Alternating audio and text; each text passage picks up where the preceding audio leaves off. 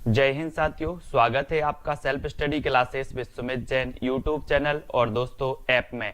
दोस्तों बहुत सारे स्टूडेंट को ऐप डाउनलोड नहीं करते बन रहा है या फिर कर भी लिया है तो कोर्स भी नहीं देख पा रहे हैं। तो मैं आज उनको बता दूं कि ये जो सेल्फ स्टडी क्लासेस इस प्रकार से जब आप प्ले स्टोर से करते हैं तो ये आपका वेल जो है आइकन उसमें लगा हुआ है ना। तो इस प्रकार से सेल्फ स्टडी क्लासेस आपको सर्च करना है और ऐसे आइकन में आपको ऐप मिलने वाला है। ठीक है, तो दोस्तों हम देखें कि प्ले स्टोर में आपको इस प्रकार से दिखेगा ये सेल्फ स्टडी क्लासेस। ठीक है, ये प्ले स्टोर में आपको सेल्फ स्टडी क्लासेस का ऐप दिखने वाला है। ठीक है, ये इमेज उसमें डली है, ये आइकन, ये लोगो उसमें डला है। ठीक है, अब दोस्तों इसको इंस्टॉल करना है, यहां से आप इंस्टॉल करेंगे।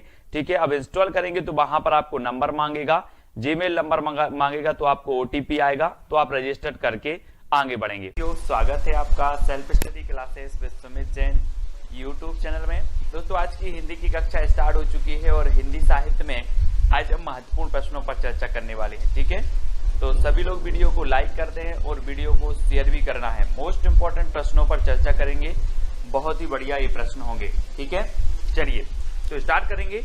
आज हिंदी साहित्य में सभी लोगों को फटाफट उत्तर बताना है और जो भी साथी अभी तक चैनल को सब्सक्राइब नहीं कर पाए हैं वो सब्सक्राइब कर लें। ठीक है, और दोस्तों जो अपना YouTube चैनल है इसको क्या मिल गया है, अब ज्वाइन बटन भी अपन को प्राप्त हो गया है। ठीक है, तो जो भी ज्वाइन करना चाहते हैं वो ज्वाइन कर सकते हैं, चैनल को सपोर्ट कर सकते हैं। ठीक है, हिंदी साहित्य YouTube चैनल आपको सब्सक्राइब करके बेल आइकन को जरूर दबाना है। ठीक है, तो स्टार्ट करेंगे आज का ये वीडियो। आज का जो आपका पहला प्रश्न है दोस्तों कि भारतीय आर्य भाषाओं के विकास के कितने चरण हैं। चरण बताना है, कितने चरण हैं, 2 चरण हैं, 3 चरण हैं, 4 चरण हैं या फिर 5 चरण हैं, ये चरण आपको बताना है। तब आपका राइट आंसर क्या हो जाएगा, भारतीय आर्य भाषाओं के विकास के कितने चरण हैं। अगर आपसे बन रहा है तो उत्तर जरूर बताएं और उत्तर आपका होगा दोस्तों कितने चरण हैं। भारतीय आर्य भाषाओं के जो चरण हैं वो है 3 चरण। कितने हैं, 3, यानी कि आपका बिल्कुल सही आंसर हो जाएगा बी नंबर। बी नंबर जिन्होंने बताया उनका आंसर बिल्कुल सही है। अगला क्वेश्चन देख लो, किस विद्वान ने प्राकृत को मीठी तथा संस्कृत को कठोर कहा है। ये बहुत ही बढ़िया प्रश्न है, कई बार पूछा गया है। किस विद्वान ने प्राकृत को मीठी और संस्कृत को कठोर कहा है, जबकि है ना, तो ये जो संस्कृत को कठोर कहा है, ये संस्कृत को कठोर किसने कहा है, राजशेखर ने कहा है, भरत मुनि ने कहा है, वामन ने कहा है या फिर स्वयंभू ने कहा है। तो किसने कहा है, तो अधिकांश लोगों ने प्रश्न क्रमांक 2 का जो उत्तर बता दिया है कि राजशेखर है ना, राजशेखर साहब हैं, इन्होंने क्या कहा कि प्राकृत को मीठी है और संस्कृत को कठोर है। अब एक चीज बताना दोस्तों, जिसका राज चल रहा है, जिसका राज चल रहा है वो किसी को कुछ भी बता सकता है। बोले हमें तो प्राकृत मीठी लगती है और संस्कृत कठोर कहता है, क्योंकि राज चल रहा है इनका। तो राजशेखर, ठीक है, राजशेखर आपका बिल्कुल सही होगा। अपभ्रंश में राम काव्य के प्रथम कवि कौन है। अपभ्रंश में राम काव्य के प्रथम कवि बताना है कौन है, ये चीज बतानी है। 4 विकल्प आपके सामने हैं, 4 में से आपको चयन करना है दोस्तों। और मैं आपको बता दूं कि जो यहाँ पर एक विकल्प देवसेन दिया है, ये देवसेन साहब की रचना है कौन सी, श्राप का 4 है ना, श्राप का 4 है। इसका रचना काल क्या है, 933 ईस्वी है। हिंदी का प्रथम ग्रंथ है, हिंदी की प्रथम रचना है श्राप का 4। ठीक है, देवसेन की है। पुष्पदंत को अभिमान मेरु कहा जाता है, आप सभी को पता है पुष्पदंत को क्या कहा जाता है, अभिमान मेरु। इनका एक ग्रंथ है दोस्तों महापुराण, इनका एक ग्रंथ कौन सा है, महापुराण है, जिसमें 63 सलाका पुरुषों की चर्चा की गई है महापुराण में। ठीक है, और रामसिंह की एक रचना है दोस्तों पाहुड़ दोहा। कौन सी है, पाहुड़ दोहा। हमने याद की थी कि राम कहाँ गए थे, पहाड़ गए थे, बन गए थे। तो ये पाहुड़ दोहा किसकी होगी, रामसिंह की होगी। लेकिन राम काव्य के जो प्रथम कवि माने जाते हैं वो कौन माने जाते हैं, स्वयंभू माने जाते हैं। ठीक है, तो आपका उत्तर क्या हो जाएगा, विकल्प नंबर 1 है ना। और मैंने आपको कई बार बताया है कि जो स्वयंभू है दोस्तों, इन स्वयंभू को राम कुमार वर्मा ने हिंदी का प्रथम कवि माना है। ठीक है, ये चीज भी आपको पता होनी चाहिए, राम कुमार वर्मा ने। और राउलवेल इनकी रचना है, राउलवेल रचना है स्वयंभू की। राउलवेल तो रोड़ा कवि की, राउलवेल तो रोड़ा कवि की है, इनकी है कौन सी है, राम काव्य पर आधारित। स्वयंभू की आपको बताना है, राउलवेल तो रोड़ा कवि की है, स्वयंभू की राम काव्य पर आधारित जो रचना है वो आपको ही बताना है ना। मुझे क्या नहीं हो रहा है, याद नहीं आ रहा है वो। अगला बताना है हिंदी में हिंदी साहित्य का इतिहास सबसे पहले किसने लिखा। हिंदी में हिंदी साहित्य का इतिहास बताना है। जल्दी बताओ, हिंदी में हिंदी साहित्य। अब यहाँ पर कंफ्यूज नहीं होना, बहुत सारे लोग कंफ्यूज होकर गलत क्वेश्चन कर देते हैं। क्या करते हैं, हिंदी में हिंदी साहित्य आप बोल देते हो कि हिंदी साहित्य का सबसे पहले इतिहास किसने लिखा, तो आप लगा देते हो गारसादा तासी। लेकिन बात यहाँ पर होती है दोस्तों, हिंदी में हिंदी साहित्य का, हिंदी भाषा में हिंदी साहित्य का इतिहास सबसे पहले लिखा है शिवसेन सेंगर ने। गारसादा तासी ये फ्रेंच विद्वान थे, तो इन्होंने फ्रेंच भाषा में लिखा है। हाँ, पयुम चरियू, वेरी गुड प्रदीप जी, पयुम चरियू रचना है इनकी राम काव्य पर आधारित स्वयंभू जी की, वेरी गुड पयुम चरियू, ठीक है। और हिंदी साहित्य का इतिहास सबसे पहले हिंदी में लिखा शिवसेन सेंगर ने, सबसे पहले हिंदी साहित्य का इतिहास लिखा गारसादा तासी ने, सबसे पहले हिंदी साहित्य में काल विभाजन का प्रयोग किया गया तो the modern vernacular literature of Hindustan, जो कि ग्रियर्सन की कृति है। और रामचंद्र शुक्ल की अगर बात करें तो इनका हिंदी साहित्य का इतिहास एक बृहद ग्रंथ है, जो कि हिंदी शब्द सागर की भूमिका में 1929 में प्रकाशित हुआ था, रामचंद्र शुक्ल जी का, ठीक है। तो ये फैक्ट आपको क्लियर होते जाएं। हिंदी साहित्य का आधा इतिहास किसने लिखा, मैंने कई बार आपको याद करवाया है दोस्तों। कैसे याद करवाया कि आधा जो है, आधा सुमन, आधा कुसुम, आधा फूल किसी को नहीं दिया जाता है ना, किसी को नहीं दिया जाता ना। तो आधा इतिहास कौन लिखेगा, आधा, बोले सर आधा किसी को नहीं दिया जाता, क्या, फूल, सुमन, कुसुम, है ना, ये सभी पर्यायवाची हैं, तो ये सुमन राजे ने लिखा है ना। और दोस्तों हिंदी साहित्य का दूसरा इतिहास किसने लिख दिया, बच्चन सिंह ने लिख दिया। मैंने आपको याद करवाया था, बोले हिंदी साहित्य का दूसरा इतिहास लिखो, तो बोले दूसरा इतिहास कैसे लिखें, ये बच्चन का काम थोड़ी है, ये बच्चन का काम नहीं है, बच्चों का काम नहीं है दूसरा इतिहास लिखना। और रामचंद्र शुक्ल का तो पता ही है, राम कुमार वर्मा ने हिंदी साहित्य का आलोचनात्मक इतिहास लिखा, ठीक है। और सुमन राजे ने हिंदी साहित्य का आधा इतिहास लिखा। तो ये चीज भी आपको क्लियर हो गई। अगला आपको बताना दोस्तों, रीतिकाल को अंधकार काल किसने कह दिया, अंधकार काल। मिश्र बंधुओं ने क्या कहा है, त्रिलोचन ने क्या कहा है, मिश्र बंधुओं ने आपको पता है इन्होंने क्या कह दिया, अलंकृत काल, है ना, क्या कह दिया, मिश्र बंधुओं ने क्या कह दिया, त्रिलोचन ने। तो आपको बताना है दोस्तों, अंधकार काल जो कहा है वो किसने कहा है,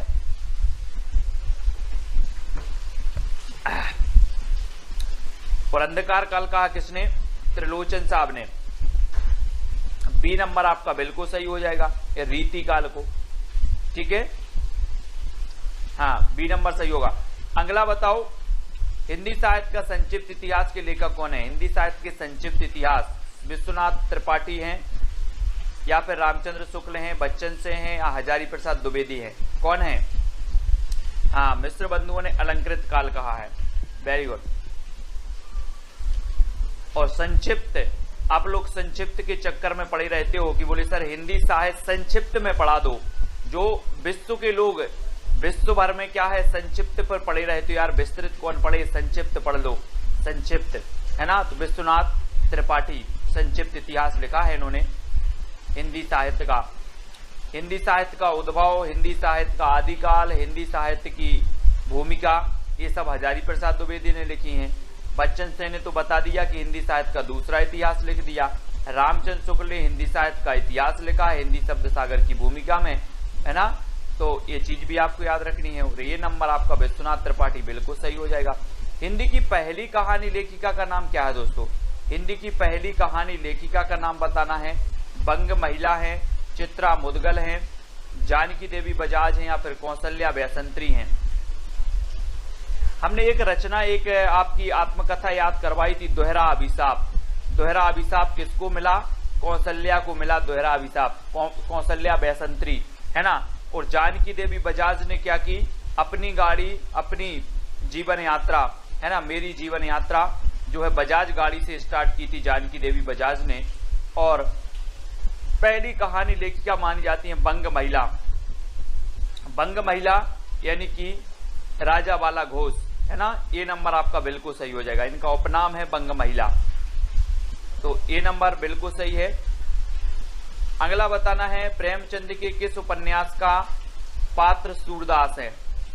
प्रेमचंद का उस उपन्यास का पात्र बताना, ये क्वेश्चन पूछा भी गया है। प्रश्न क्रमांक 9 रंग भूमि का है, निर्मला का है, कर्म भूमि का है या फिर सेवा सदन का है। किसका पात्र है सूरदास। और सूरदास की जब भी बात आती है तो हम सूरदास जी के बारे में पढ़ते हैं दोस्तों कि सूरदास जी वात्सल्य के चतेरे कवि कहा जाते हैं। सूर सागर, सूर सारावली, सूर साहित्य लहरी, है ना, इनकी रचनाएं हैं। सूरदास सूरदास के गुरु का नाम था वल्लभाचार्य, और वल्लभाचार्य के शिष्यों में अष्टछाप में सबसे श्रेष्ठ माने जाते हैं तो सूरदास माने जाते हैं, है ना। और इनके जो सूरदास जी हैं वो रंगभूमि के पात्र हैं सूरदास जी, ठीक है। सूरदास हैं रंगभूमि उपन्यास के पात्र हैं।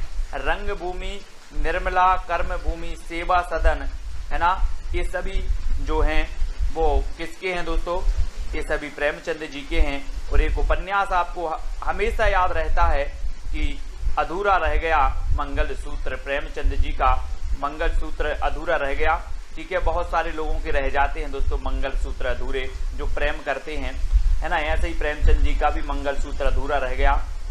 कौन सी रचना अवधि में नहीं है, कौन सी रचना अवधि में नहीं है। रामचरितमानस नहीं है, है ना। और बैराग संदीपनी, विनय पत्रिका या फिर पद्मावती, जसवंत जी, हाँ, बाल विकास की कक्षा अभी बंद हो गई है ना। कौन सी रचना अवधि में नहीं है, अवधि में नहीं है बतानी है। तो अवधि में कौन सी नहीं है दोस्तों,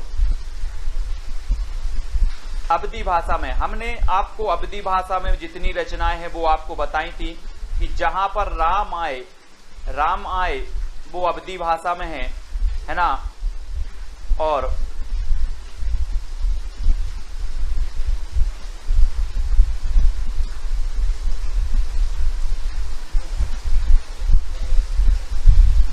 तो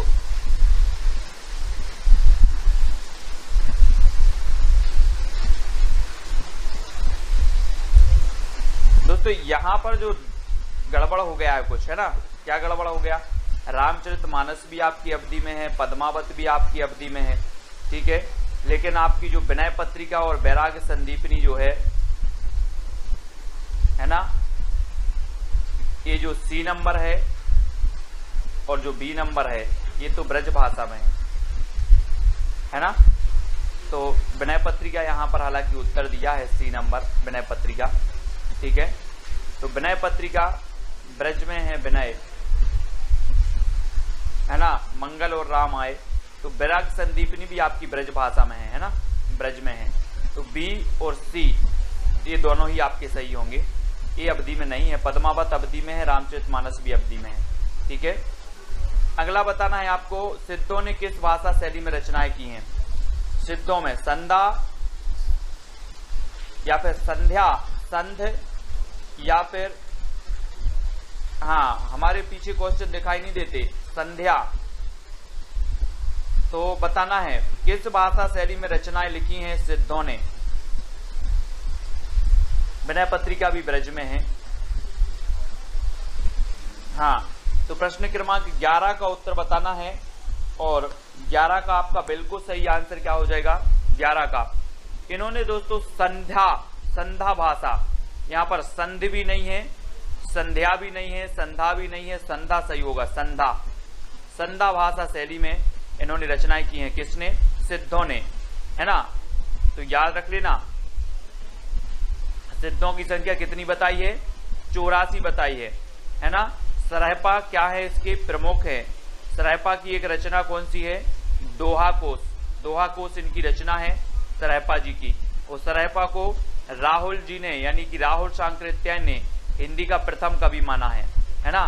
तो ये चीज भी याद रखनी है। सिद्धों में डॉक्टर रामकुमार वर्मा ने संधि काल का समय क्या माना है। जी हाँ दोस्तों, बढ़िया ही प्रश्न है। रामकुमार वर्मा के बारे में मैं आपको हमेशा बताता हूँ कि रामकुमार वर्मा ने हिंदी साहित्य का आलोचनात्मक इतिहास लिखा, वो भी कैसा लिखा, अधूरा लिखा, है ना। हिंदी साहित्य का जो आलोचनात्मक इतिहास है ये अधूरा है दोस्तों, इसमें केवल भक्ति काल तक ही वर्णन मिलता है आलोचनात्मक इतिहास में, है ना। लेकिन जो राम कुमार वर्मा है इन्होंने संधि काल का जो समय माना वो क्या मान लिया, संधि काल का। प्रश्न क्रमांक 12 का आंसर बताना है दोस्तों, और आपका बिल्कुल सही आंसर होगा 750 से 1000 का जो काल है इन्होंने संधि काल माना, और संधि काल के बाद इन्होंने चारण काल माना, चारण, है ना, चारण काल।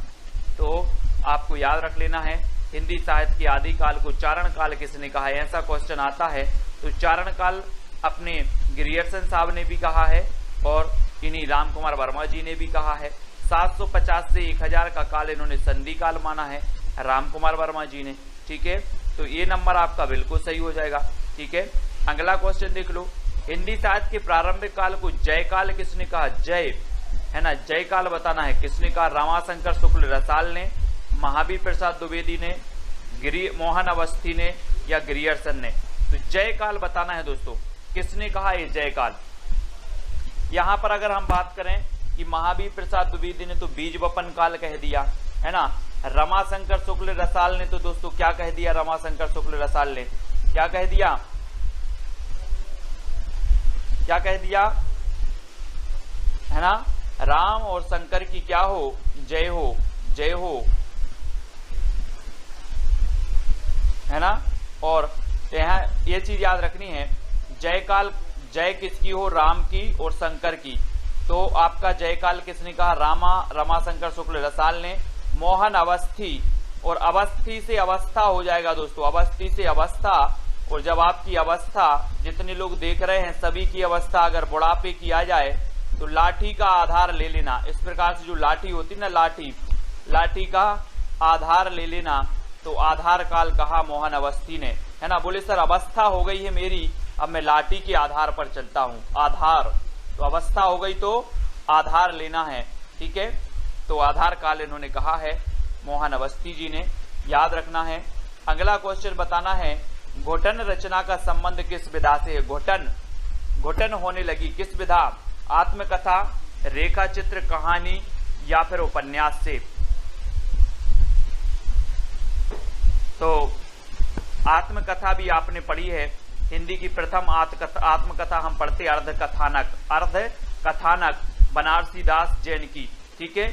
और अर्धकथा हम पढ़ते हैं नगेंद्र की आत्मकथा, है ना। आत्मकथा हम नगेंद्र की पढ़ते हैं, अर्धकथा, और अर्धकथानक हम पढ़ लेते हैं किसकी, अर्धकथानक बनारसी दास जैन की, है ना। तो ये चीज भी आपको याद रखनी है। और जो घोटन रचना है ये किसकी है, आत्मकथा है, आत्मकथा की है ये, है ना। और 1 नंबर आपका बिल्कुल सही हो जाएगा, ठीक है। हाँ, मोहन का आधार कार्ड, मोहन का आधार कार्ड तो Aadhaar card, very good, very good. Om Prakash Valmiki, है ना, ओम प्रकाश वाल्मीकि, वाल्मीकि है, ये नंबर आपका बिल्कुल सही हो जाएगा, वेरी गुड। परवेज कुरैशी जी, ये ओम प्रकाश वाल्मीकि की क्या है, आत्मकथा है ना, घोटन। अगला देखो, गर्दिश के दिन, बहुत ही कई बार मैंने आपको बताया है कि ये गर्दिश के दिन ये आत्मकथा है, किसकी है, कितने पाकिस्तान, आपको पता है कितने पाकिस्तान एक रचना लिखी है, किसने लिखी है, किसने लिखी, कितने पाकिस्तान, कितने पाकिस्तान, मैंने आपको याद करवाया था। बोले सर पाकिस्तान कितने हैं,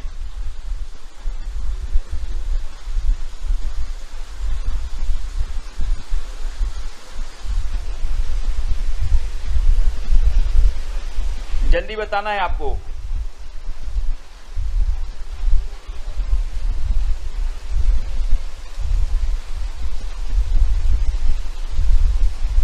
गर्दिश के दिन आत्मकथा बताना है।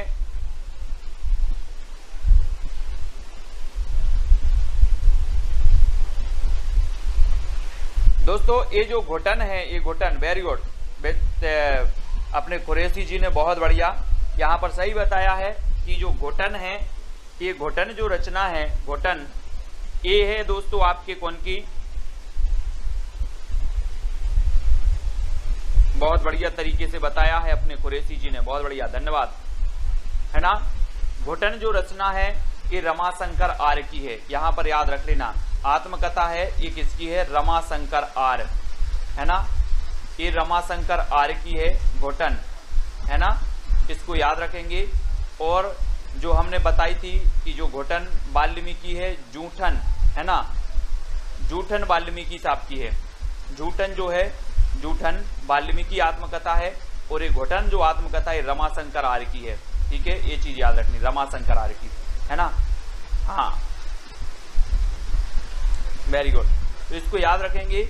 और गर्दिश के दिन ये कमलेश्वर जी की है, कमलेश्वर जी, बनारसी दास जी की अर्ध कथानक है ना, और जानकी देवी बजाज की मेरी जीवन यात्रा और मेरी जीवन यात्रा, इन दोनों की ही है, ठीक है, हाँ, ठीक है, तो इनको याद रखेंगे। जानकी देवी बजाज की मेरी जीवन यात्रा और राहुल सांकृत्यायन की भी मेरी जीवन यात्रा, इन दोनों की भी याद रखेंगे, ठीक है, बहुत बढ़िया। अगला देखो, पुष्टि मार्ग के प्रवर्तक माने जाते हैं तो कौन माने जाते हैं, वल्लभाचार्य, रामानंद, विट्ठलनाथ और रामानुज, ये जल्दी से बताना है दोस्तों। पुष्टि मार्ग के प्रवर्तक माने जाते हैं तो कौन माने जाते हैं, कोई बात नहीं, देखो जब कोई क्वेश्चन गलत होता है और जब क्वेश्चन को आप गलत से सही करते हो तो वो चीज आप कभी नहीं भूल सकते। जो क्वेश्चन आपका गलत हुआ है और गलत को आप सही करते हो वो क्वेश्चन आपके माइंड में बैठ जाता है, अब आप कभी नहीं भूलोगे। घोटन किसकी है, रमाशंकर आर्य की, जूठन किसकी है, ओम प्रकाश वाल्मीकि की, है ना, तो होना चाहिए, गलत भी होना चाहिए, ठीक है,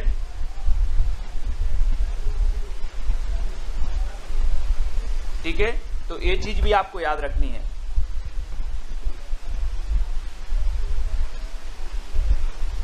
फिर अगला क्वेश्चन आपको बताना, पुष्टि मार्ग के जो प्रवर्तक हैं वो कौन है, पुष्टि मार्ग के प्रवर्तक दोस्तों,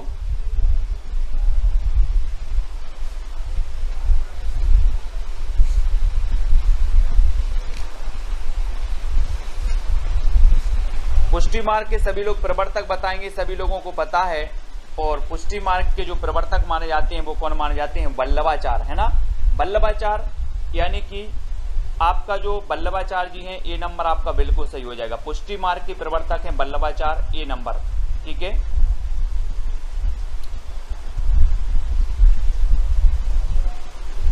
ना, अष्टछाप की स्थापना की थी 1565 में। नेक्स्ट बताना, हिंदी के किस साहित्यकार को सर्वप्रथम ज्ञानपीठ पुरस्कार मिला है। मैंने ज्ञानपीठ पुरस्कार से संबंधित जो रचनाएं हैं वो सारी करवाई हैं, ज्ञानपीठ पुरस्कार से संबंधित, है ना,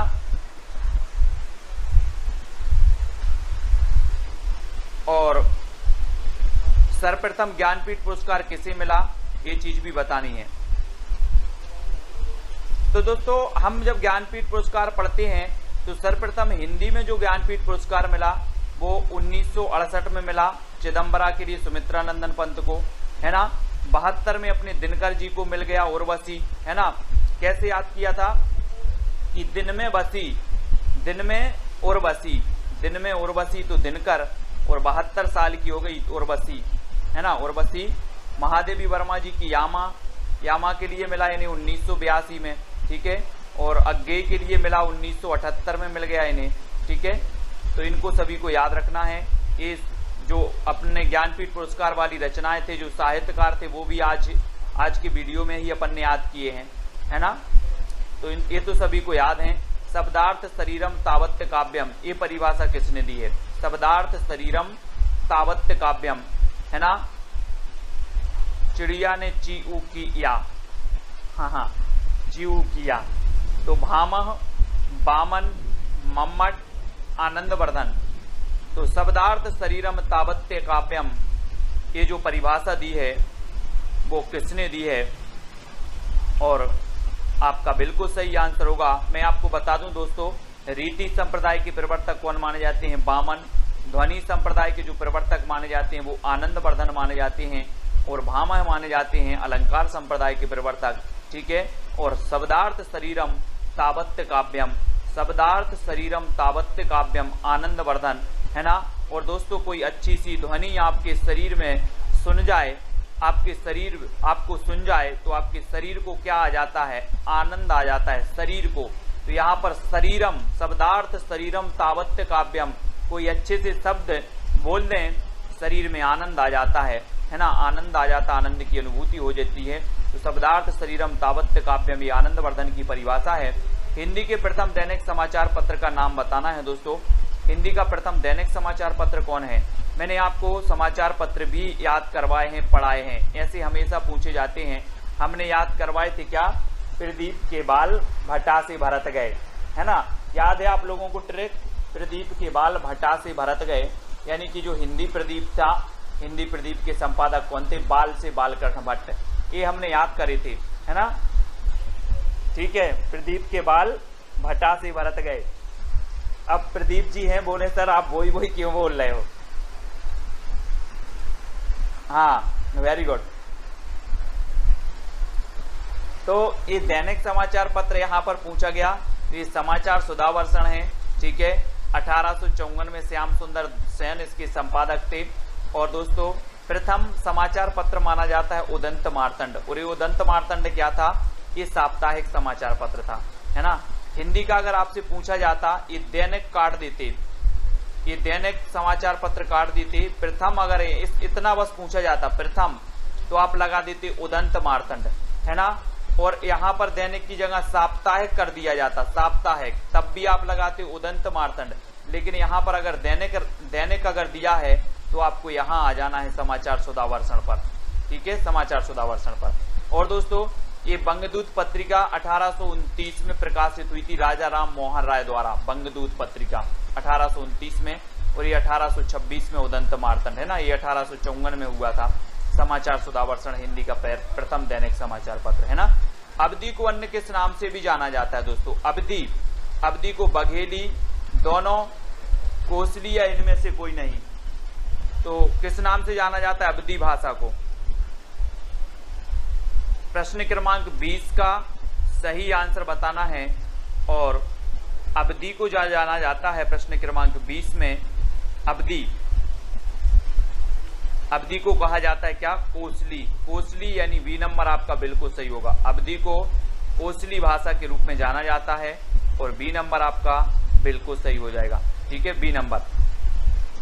अगला क्वेश्चन है दोस्तों, स्नेह लीला की रचनाकार कौन है? स्नेह लीला, है ना, स्नेह है हमें, है ना, किससे स्नेह है? विष्णु जी से। किससे स्नेह है? विष्णु जी से स्नेह है। तो स्नेह लीला के रचनाकार कौन होंगे? विष्णुदास होंगे, है ना, विष्णुदास, विष्णुदास, विष्णुदास। तो विष्णुदास यानी सी नंबर स्नेह लीला के रचनाकार विष्णुदास जी हो जाएंगे। आदिकालीन साहित्य का प्रमुख रस कौन सा था? 22। शांत था, श्रृंगार था, वीर था या फिर हास्य था?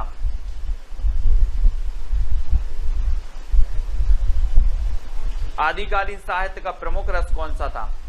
दोस्तों आपने पता है कि रामचंद्र शुक्ल ने 12 रचनाओं के आधार पर इस आदिकाल का नाम रख दिया वीर गाथा काल, है ना, वीर गाथा काल रख दिया। 12 रचनाओं को प्रामाणिकता का आधार माना, और वीर रस का जो इसमें प्रधान था, और आश्रय कवि हुआ करते थे, मतलब जो है विभिन्न प्रकार के जो आश्रित राजाओं के आश्रित थे उनकी यशोगान का वर्णन करते थे। तो पूर्ण रूप से इन ग्रंथों को प्रामाणिक नहीं माना गया, ठीक है। अगला आपको बताना है निम्न में से कौन सा मनोविश्लेषणवादी कवि माना जाता है? मनोविश्लेषणवादी, ये क्वेश्चन कई बार पूछा गया है दोस्तों। मनोविश्लेषणवादी, यहाँ आप लोग कंफ्यूज होते हो। देखो मनोविश्लेषणवादी कवि माने जाते हैं कौन कौन? जैनेन्द्र कुमार माने जाते हैं, ईलाचंद्र जोशी माने जाते हैं, अज्ञेय माने जाते हैं, ये तीनों ही माने जाते हैं दोस्तों। और एक और माने जाते हैं, अगर किसी को पता हो तो बता देना, कमेंट में बता देना, है ना। एक और माने जाते हैं, कौन माने जाते हैं? मनोविश्लेषणवादी। ये क्वेश्चन कई बार पूछे गए। अज्ञेय, जैनेन्द्र और ईलाचंद्र जोशी, ये मनोविश्लेषणवादी कवि हैं। यानी आपका उत्तर क्या हो जाएगा? डी नंबर हो जाएगा। ये क्वेश्चन बनता ही है, ठीक है।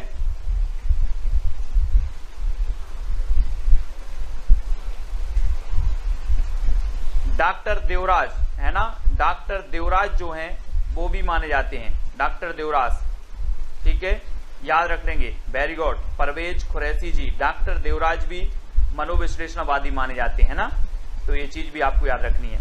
बहुत बढ़िया। अगला बताना, हिंदी का सबसे प्राचीन छंद कौन सा है? प्राचीन, दोहा है, वर्वे है, छप्पय है या फिर सवैया है? सबसे प्राचीन छंद की बात हो रही है और सबसे प्राचीन छंद कौन सा माना जाता है?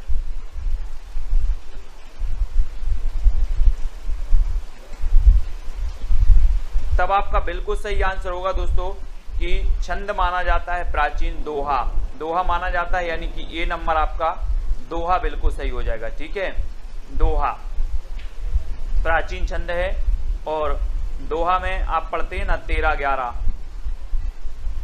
निम्न में से कौन सा तार सप्तक का कवि नहीं है? तार सप्तक है ना, 4 तार सप्तक प्रकाशित हुए दोस्तों, और तार सप्तक मैंने याद भी करवाए थे, तार सप्तक के कवि याद करवाए थे, है ना। तार सप्तक की बहुत सारी चीजें आपको ट्रिक बताई थी और नेक्स्ट वीडियो भी मैं बताने वाला हूं। तार सप्तक के कवि प्रथम के कौन है, द्वितीय के कौन है, तृतीय के कौन है ना। नैमी मुक्त भारत की प्रभा गिरी राम की आज्ञा से, कोड है एक तार सप्तक का, नैमी मुक्त भारत की प्रभा गिरी राम की आज्ञा से। ये ऐसा कोड मैं आपको कर करके बताऊंगा। और तार सप्तक के नैमीचंद्र जैन भी हैं, मुक्तिबोध भी हैं, अज्ञेय भी हैं, तो कौन नहीं है? रामधारी से दिनकर साहब नहीं है, दिनकर यानी सी नंबर। ठीक है, दिनकर साहब नहीं है।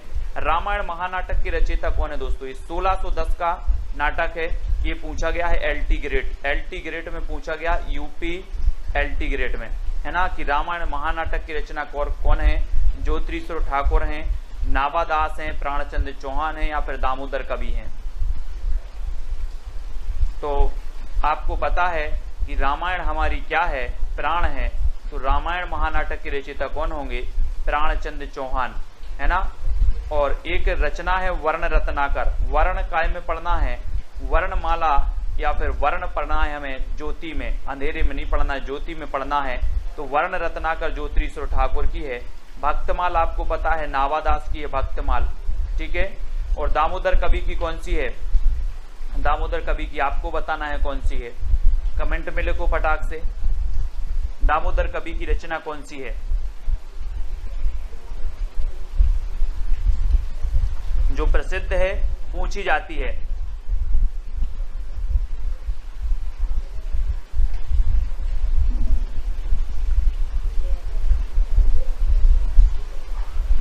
जल्दी से बताओ कौन सी है दामोदर कवि की रचना, कमेंट में आपको लिख देना है। और अगले प्रश्न की ओर बढ़ जाते हैं। अगला है दोस्तों, कबीर की भाषा को सादुक्कड़ी किसने कहा है? सादुक्कड़ी, हाँ वेरी गुड परवेश जी। उक्ति व्यक्ति प्रकरण, है ना, उक्ति व्यक्ति प्रकरण। उक्ति व्यक्ति प्रकरण किसकी है? दामोदर, पंडित दामोदर शर्मा की है। ठीक है, वेरी गुड। उक्ति व्यक्ति प्रकरण है ना, एस जी राकेश जी। अब सादुक्कड़ी, कबीर की भाषा को सादुक्कड़ी किसने कहा? सादुक्कड़ी, सादुक्कड़ी बताना है। एक दोस्तों आपने पढ़ा था पंचमेल खिचड़ी, पंचमेल खिचड़ी। बोले दोस्तों जब पंचमेल खिचड़ी बनेगी तो पंचमेल खिचड़ी विभिन्न प्रकार के मेल किया जाएगा तो ये कैसी होगी? सुंदर होगी। कैसी होगी? सुंदर होगी। तो श्याम सुंदर ने कहा था, क्या कहा था? पंचमेल खिचड़ी कहा था। लेकिन सादुक्कड़ी किसने कहा था? तो सादुक्कड़ी कहा था किसने? शुक्ल जी ने, है ना, शुक्ल जी ने। और हजारी प्रसाद द्विवेदी ने क्या कहा था? वाणी का डिक्टेटर, कबीर को वाणी का डिक्टेटर कहा द्विवेदी जी ने, है ना। रामचंद्र शुक्ल जी ने सादुक्कड़ी कहा, पंचमेल खिचड़ी कहा श्याम सुंदर ने। ठीक है, श्याम सुंदर। तो कबीर की भाषा को फिर पूछ लिया गया पंचमेल खिचड़ी। तो पंचमेल खिचड़ी कैसी होगी? कैसी होगी पंचमेल खिचड़ी? सुंदर होगी, सुंदर, है ना। बोले सर बहुत सुंदर खिचड़ी थी पंचमेल खिचड़ी, है ना। तो श्याम सुंदर दास, बाबू श्याम सुंदर दास ने कह दिया कि ये जो कबीर दास की भाषा है ये तो पंचमेल खिचड़ी है, पंचमेल खिचड़ी।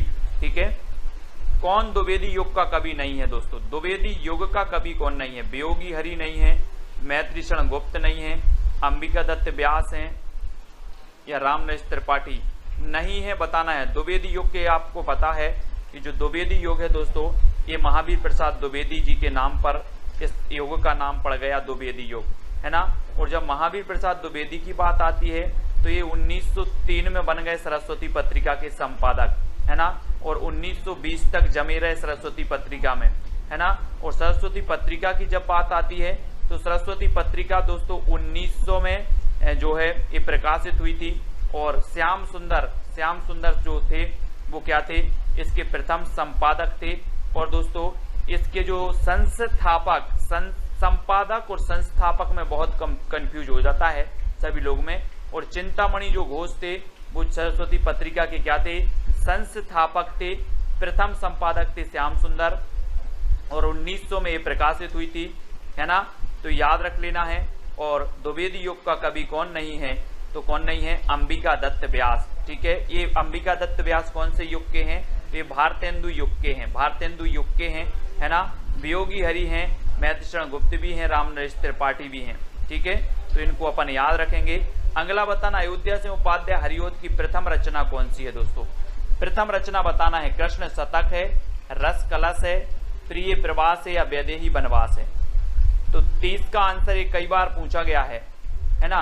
और अयोध्या से उपाध्याय हरिओद की जब बात आती है दोस्तों तो इनके बारे में हम पढ़ते हैं कि ठेठ हिंदी का ठाठ, अयोध्या से उपाध्याय हरिओद की कई बार पूछी गई है।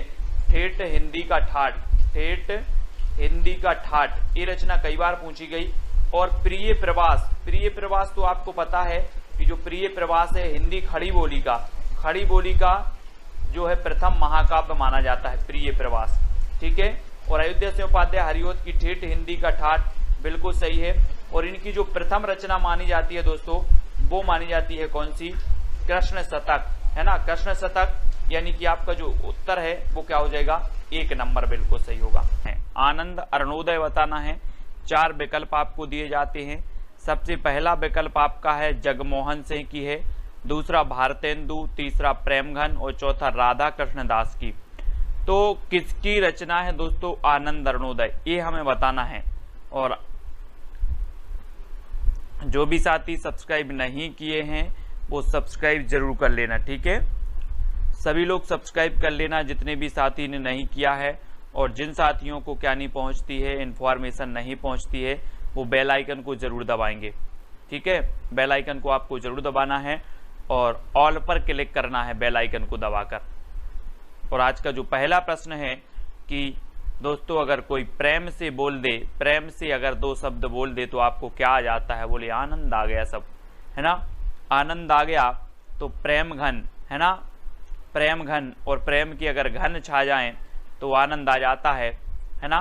तो इसलिए सी नंबर आपका बिल्कुल सही हो जाएगा, सी नंबर, आनंद प्रेम घन। अब दोस्तों यहाँ पर राधा कृष्ण दास, भारतेंदु, जगमोहन सिंह, प्रेमघन, ये सभी भारतेंदु युग के कवि हैं, है ना। और अगला क्वेश्चन आपको बताना, भारतेंदु की कविता की सबसे बड़ी विशेषता क्या है। ब्रज और खड़ी बोली दोनों में काव्य रचना, प्राचीन और नवीन का समन्वय, या फिर प्राचीन व्यंग द्वारा अंग्रेजी शासन की निंदा, या फिर सांप्रदायिक कट्टरता का अभाव। तो भारतेंदु की कविता की सबसे बड़ी जो विशेषता है वो विशेषता क्या है। भारतेंदु जी के बारे में जब तक मैं आपको बता दूं कि इनका जन्म हुआ था 1850 में और 1885 में इनकी मृत्यु हो गई। ठीक है, किसकी, भारतेंदु जी की। भारतेंदु युग का नाम इन्हीं के नाम पर रखा गया, भारतेंदु युग। और इनका एक जो दोस्तों भारतेंदु मंडल था, भारतेंदु मंडल। और एक क्वेश्चन ऐसा भी पूछा जाता है कि भारतेंदु युग के सबसे वरिष्ठ जो कवि माने जाते हैं वो कौन माने जाते हैं, तो बालकृष्ण भट्ट सबसे वरिष्ठ माने जाते हैं, जिनका जन्म हुआ था 1844 में। ठीक है, और बालकृष्ण भट्ट की जब बात आ ही गई है दोस्तों तो हिंदी प्रदीप के संपादक थे बालकृष्ण भट्ट, है ना। तो याद रख लेना है, प्रदीप के बाल भट्टा से भरत गए, है ना। और भारतेंदु की कविता की सबसे बड़ी जो विशेषता थी कि व्यंग द्वारा अंग्रेजी शासन की निंदा, यानी कि आपका जो उत्तर है वो सी नंबर बिल्कुल सही हो जाएगा, व्यंग द्वारा अंग्रेजी शासन की निंदा।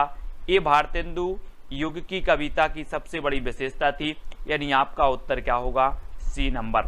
ठीक है, अगला बताना है कामायनी में श्रद्धा किसका प्रतीक है। अब दोस्तों कामायनी की यहाँ पर जब बात आ गई है तो कामायनी के बारे में भी जान लेते हैं। जब तक आप उत्तर का चयन करेंगे जब तक मैं आपको बता दूं कि कामायनी का जो सन माना जाता है, जो काल माना जाता है, प्रकाशन काल माना जाता है, वो 1935 माना जाता है। कामायनी 15 सर्ग हैं। कामायनी जयशंकर प्रसाद की रचना है। ठीक है, ये चीज भी आपको याद रखनी है। कामायनी किसकी है?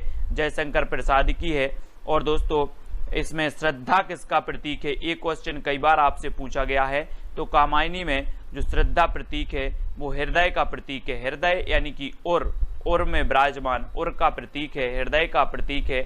और सी नंबर आपका बिल्कुल सही हो जाएगा, यानी कि जो सी नंबर है, जिन्होंने सी बताया उनका आंसर बिल्कुल सही है। और अगले क्वेश्चन की ओर बढ़ जाते हैं कि हिंदी में स्वच्छंद छंद की प्रथम प्रयोक्ता कौन है? दोस्तों स्वच्छंद छंद की प्रथम प्रयोक्ता बताना है।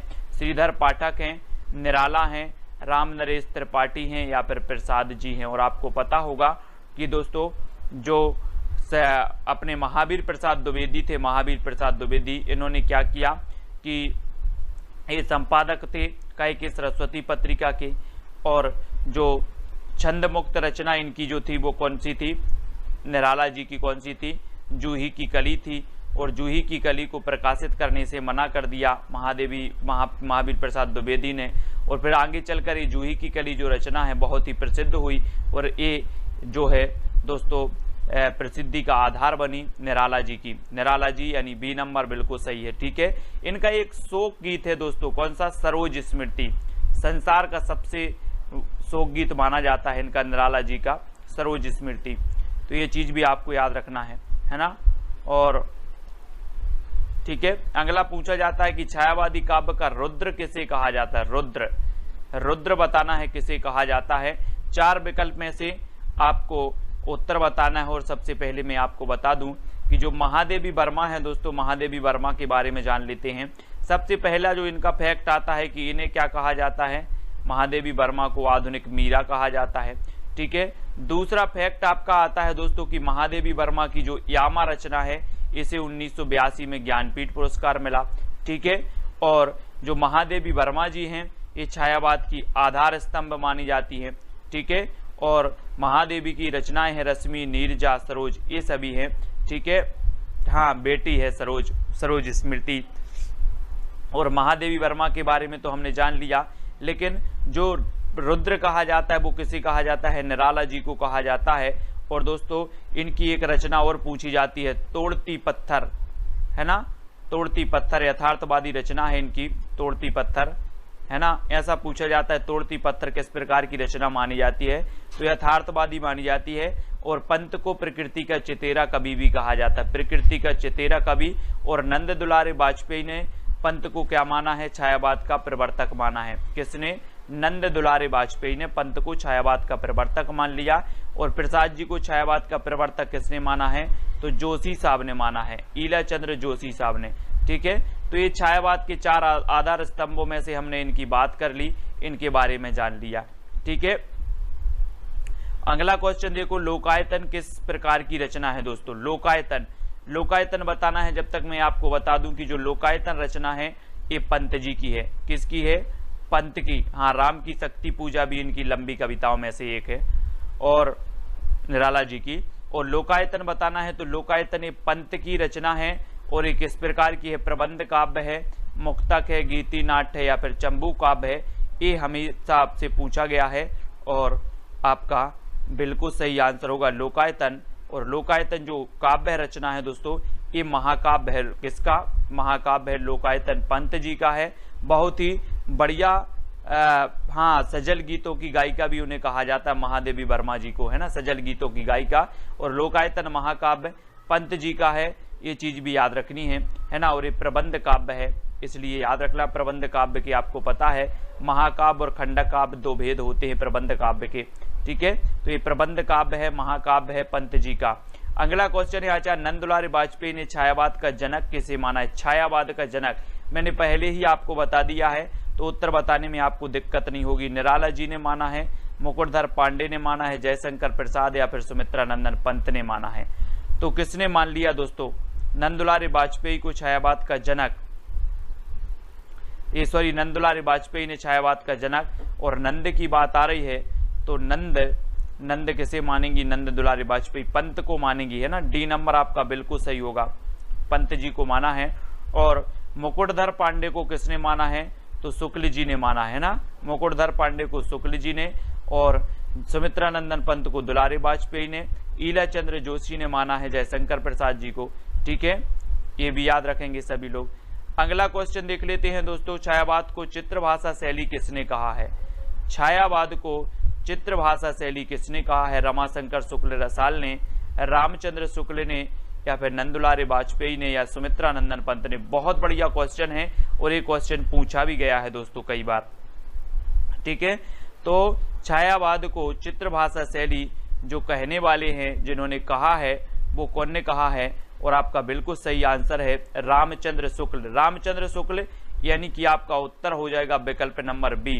रामचंद्र शुक्ल ने चित्र भाषा शैली कहा है दोस्तों, चित्र भाषा शैली, और बी नंबर आपका बिल्कुल सही होगा, ठीक है। रामचंद्र शुक्ल ने छायावाद को चित्र भाषा शैली कहा है। और अगला क्वेश्चन है, जगन्नाथ दास रत्नाकर किस उपनाम से उर्दू में कविता लिखते थे दोस्तों? किस उपनाम से लिखते थे जगन्नाथ दास रत्नाकर? ये कई बार पूछा गया है दोस्तों। और जो वैद्यनाथ हैं, वैद्यनाथ, ये नागार्जुन लिखते थे वैद्यनाथ नाम से, ठीक है, नागार्जुन। और अपने जकी नाम से जो लिखते थे वो कौन लिखते थे? जकी। और जकी नाम से लिखते थे कौन? रत्नाकर जी, है ना। नवाब राय किसका नाम था? नवाब राय प्रेमचंद जी का। तो आपको याद रख लेना है कि रत्नाकर जी जकी उपनाम से लिखते थे, वैद्यनाथ उपनाम जो है नागार्जुन का वास्तविक नाम है। और दोस्तों कलाधर नाम से लिखते थे, कलाधर नाम से कौन लिखते थे? अपने जयशंकर प्रसाद लिखते थे, ठीक है। तो ये चीज आपको याद रखनी है। और आपका जकी बिल्कुल सही होगा, बी नंबर बिल्कुल सही हो जाएगा, ठीक है।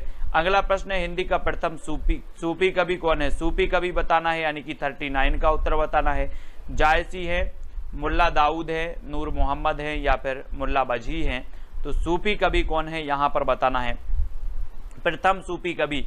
और प्रथम सूफी कवि में जब हम बात करते हैं कि प्रथम जो सूफी कवि हैं वो कौन है, और जायसी का एक प्रथम ग्रंथ है दोस्तों, कौन सा? पद्मावत। पद्मावत है। और ये दोस्तों आपको पता है प्रथम प्रमाणिक महाकाव्य माना जाता है पद्मावत। इस अवधी भाषा में लिखा हुआ है, मलिक मोहम्मद जायसी जी का है, ठीक है। ये चीज भी याद रखनी है। और सूफी कवि कौन है? तो सूफी कवि हैं प्रथम मुल्ला दाऊद है। मुल्ला दाऊद यानी कि मुल्ला दाऊद की जो रचना है वो कौन सी है? चंदायन है, चंदायन, ठीक है। मुल्ला दाऊद की रचना चंदायन है और प्रथम सूफी कवि माने जाते हैं मुल्ला दाऊद। तो बी नंबर आपका बिल्कुल सही हो जाएगा। नेक्स्ट बताना है, श्री गुरु ग्रंथ साहिब का संकलन किसने किया? गुरु ग्रंथ साहिब, ये बताना है दोस्तों, सिखों का एक बहुत ही बृहद ग्रंथ है गुरु ग्रंथ साहिब, और इसका संकलन किसने किया ये चीज बतानी है। और आपको पता है दोस्तों कि जो सिखों के प्रथम गुरु थे वो कौन थे? गुरु नानक देव थे।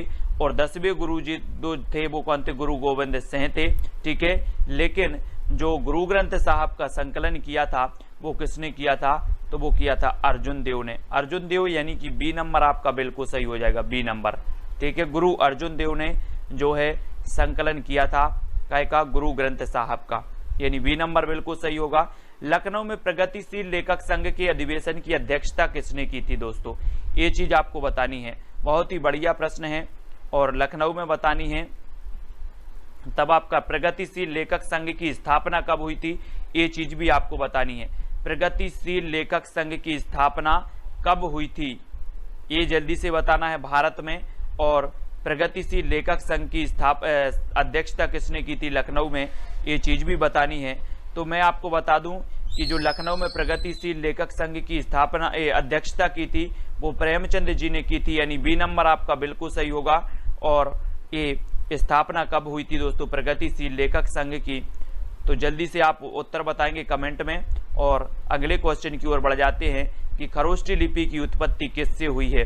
चित्रलिपि से हुई, सामी से हुई, ब्राह्मी या फिर अरमेई की लिपि से हुई है? तो किस लिपि से हुई है? हाँ वेरी गुड, 1936 आपका बिल्कुल सही है। अब आपको खरोष्ठी लिपि की उत्पत्ति बतानी है, किससे हुई है खरोष्ठी लिपि की उत्पत्ति? और आपका बिल्कुल सही आंसर होगा दोस्तों कि जो खरोष्ठी लिपि की उत्पत्ति मानी जाती है, कई बार क्वेश्चन पूछा गया है, और अरमेई की लिपि से हुई है। अरमेई की लिपि यानी डी नंबर आपका बिल्कुल सही हो जाएगा, ठीक है। अरमेई की लिपि से खरोष्ठी लिपि की उत्पत्ति हुई है।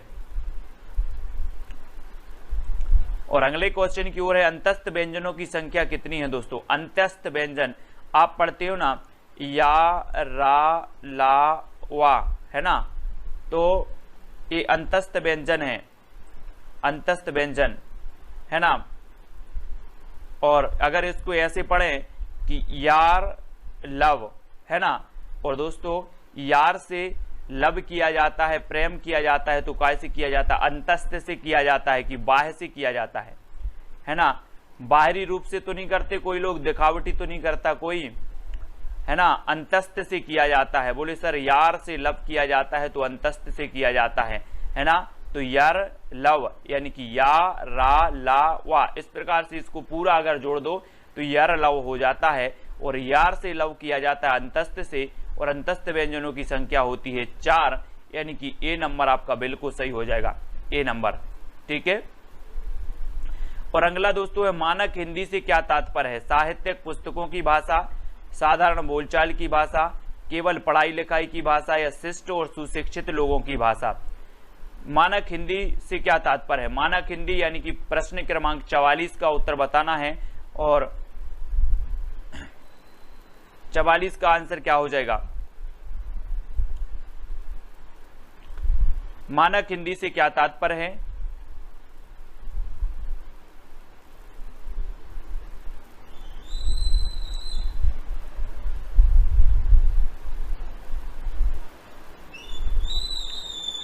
और आपका 44 का जो उत्तर होगा साहित्यिक पुस्तकों की भाषा, है ना। साहित्यिक पुस्तकों की भाषा जो होती है वो मानक हिंदी कहलाती है, साहित्यिक पुस्तकों की भाषा।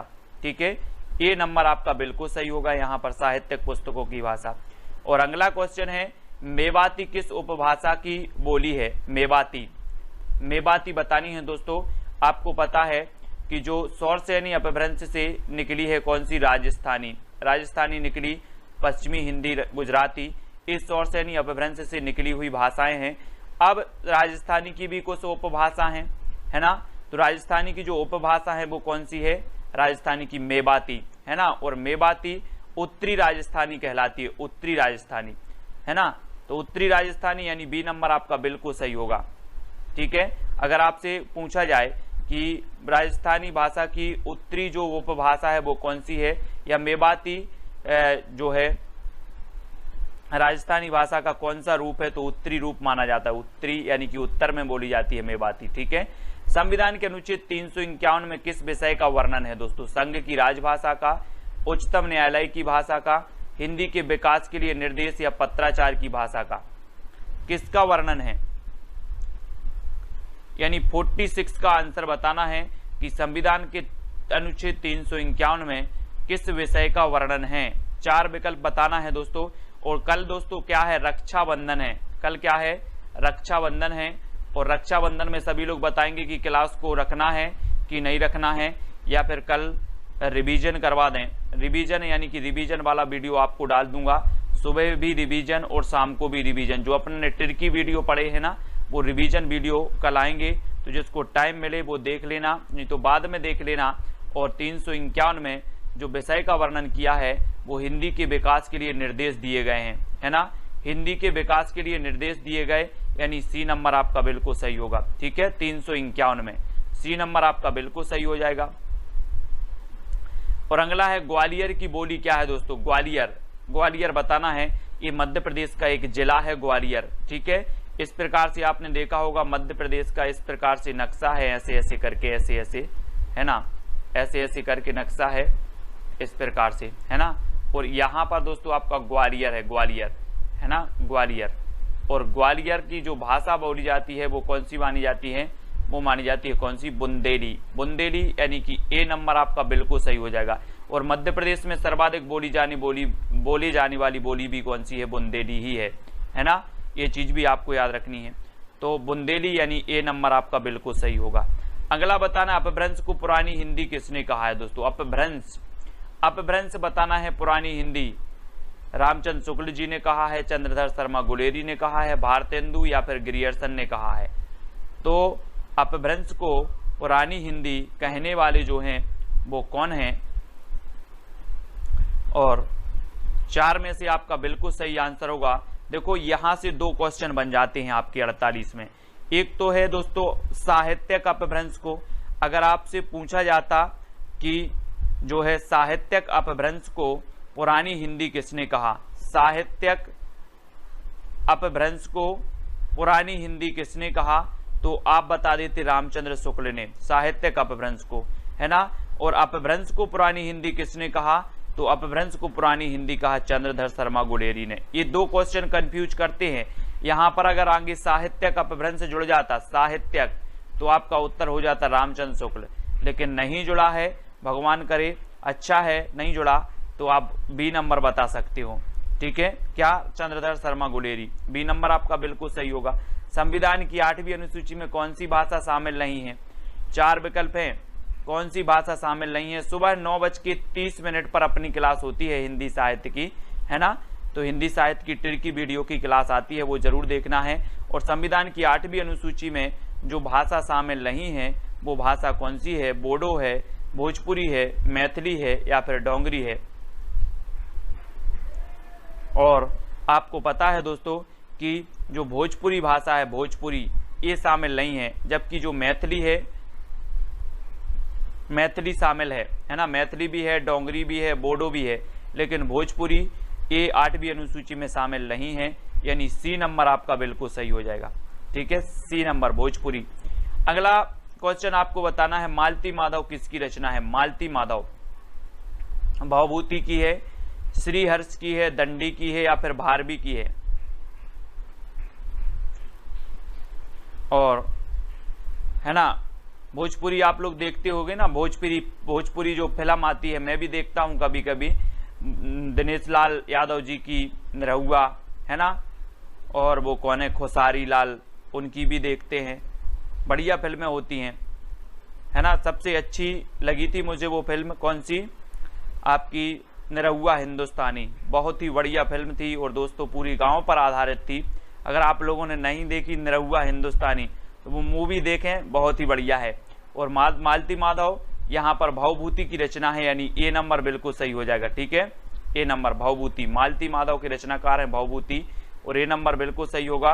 रोला छंद के प्रत्येक चरण में कितनी मात्राएं होती हैं? रोला की बात हो रही है यहाँ पर, रोला, रोला, दोहा, सोरठा, है ना।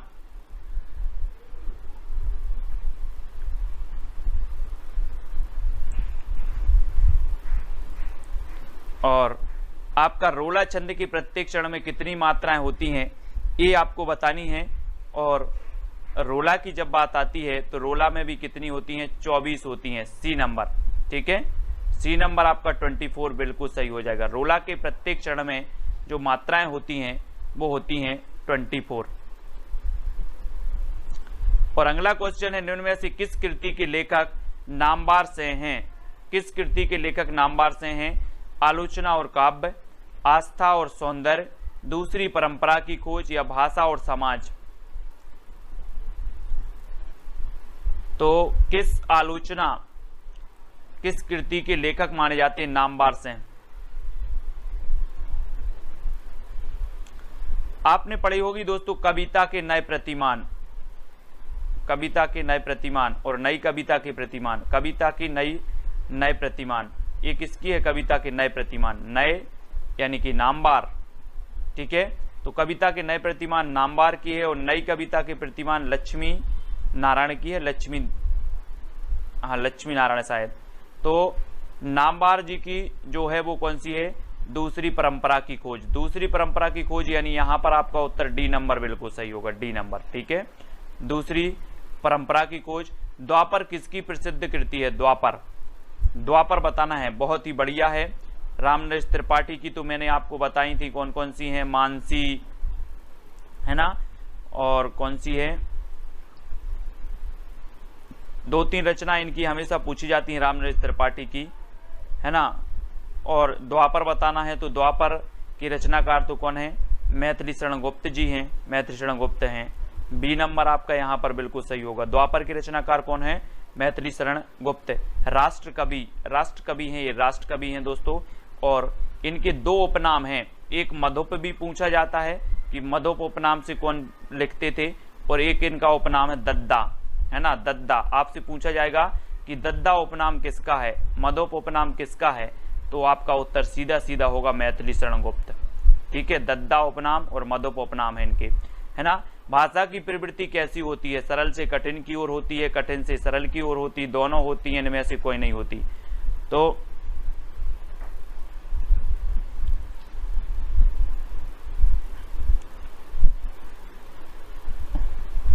भाषा की जो प्रकृति होती है, प्रवृत्ति होती है दोस्तों, वो कैसी होती है? कठिन से सरल की ओर, है ना, कठिन से सरल की ओर, कठिन से सरल की ओर, यानी कि बी नंबर आपका बिल्कुल सही होगा। ठीक है, कठिन से सरल की ओर।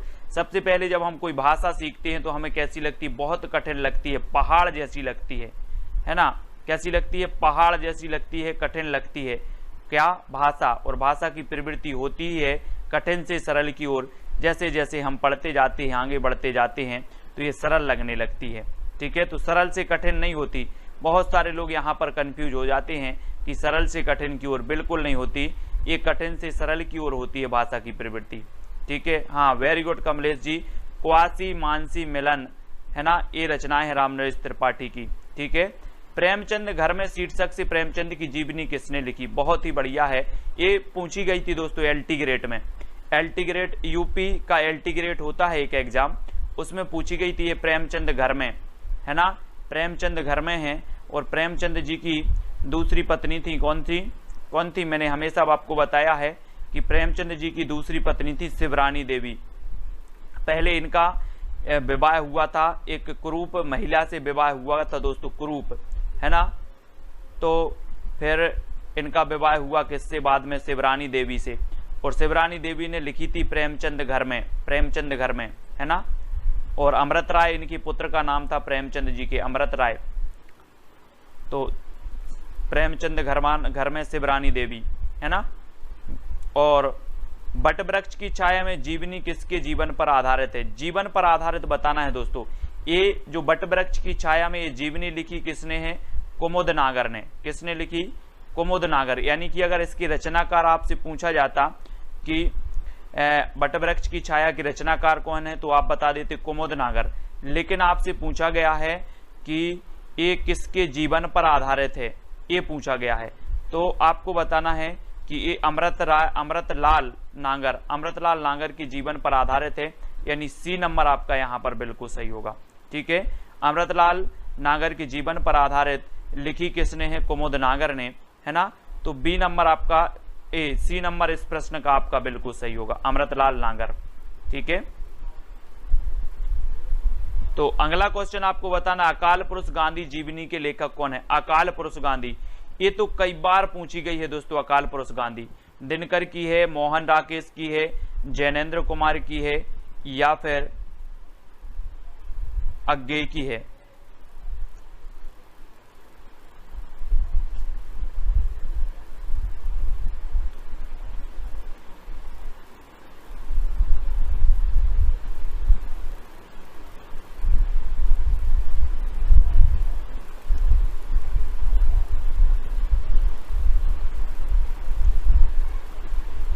तो आपका बिल्कुल सही आंसर होगा जैनेन्द्र कुमार की, है ना। जैनेन्द्र कुमार की रचना है अकाल पुरुष गांधी।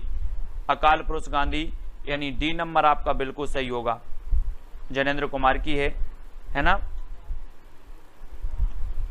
और अगला बताना है माटी की मूर्तें। माटी की मूर्तें ये क्या है दोस्तों? माटी की मूर्तें हमने देखा था, ये राम वृक्ष बेनीपुरी की रचना है ना। माटी की मूर्तें हमने याद कैसे किया था कि लोग क्या करते हैं, माटी की मूर्तें बना के वृक्ष के नीचे स्थापित कर देते हैं, है ना। माटी की मूर्तें बना के वृक्ष के नीचे स्थापित कर देते हैं।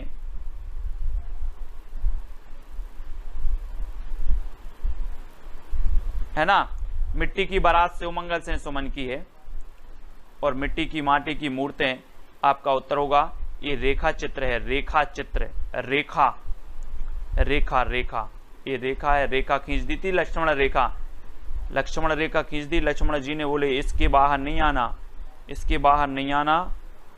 और इसके बाहर सीता जी आई तो क्या हो गया था? हरण हो गया था। अपन को भी लक्ष्मण रेखा खींच देनी है, लक्ष्मण रेखा, इसके बाहर नहीं आएगा कोई। हरिवंश राय बच्चन की आत्मकथा कितने भागों में प्रकाशित है? क्या भूलूं क्या याद करूं, है ना। 10 द्वार से सोपान तक, नीड से निर्माण, क्या है?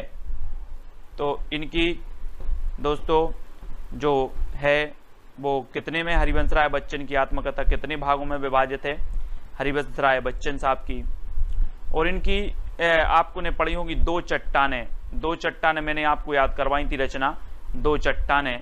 बोले इनकी दो चट्टानें हरिवंश राय बच्चन साहब की, एक अभिषेक बच्चन एक अमिताभ बच्चन, दो चट्टानें हैं, है ना। और ये 4 भागों में प्रकाशित है, 4 भागों में हरिवंश राय बच्चन की। क्या भूलूं क्या याद करूं, ठीक है। बी नंबर यहाँ पर आपका बिल्कुल सही हो जाएगा, 4 भागों में प्रकाशित है। और अगला क्वेश्चन आपसे पूछा जाता है कि तरुण के स्वप्न आत्मकथा के लेखक कौन है। तरुण के स्वप्न, ये तो मैंने आपको याद करवाई थी दोस्तों कि तरुण मतलब होता है, क्या होता है, युवा, युवा होता है, युवा, है ना। और हर युवा का सपना होता है कि हम सुभाष चंद्र बोस बने, ऐसे याद करवा दिया था आपको, है ना। तरुण मतलब होता है युवा, और युवा का सपना होता है कि हम भी क्या बने, सुभाष चंद्र बोस बने। तो तरुण के स्वप्न आत्मकथा के जो लेखक होंगे वो सुभाष चंद्र बोस होंगे, यानी बी नंबर सुभाष चंद्र बोस आपका बिल्कुल सही हो जाएगा, ठीक है। अलंकार संप्रदाय के प्रवर्तक कौन माने जाते हैं, अलंकार संप्रदाय के प्रवर्तक बताना है और 4 विकल्प आपके सामने मौजूद है। चलिए तब आपका राइट आंसर क्या हो जाएगा,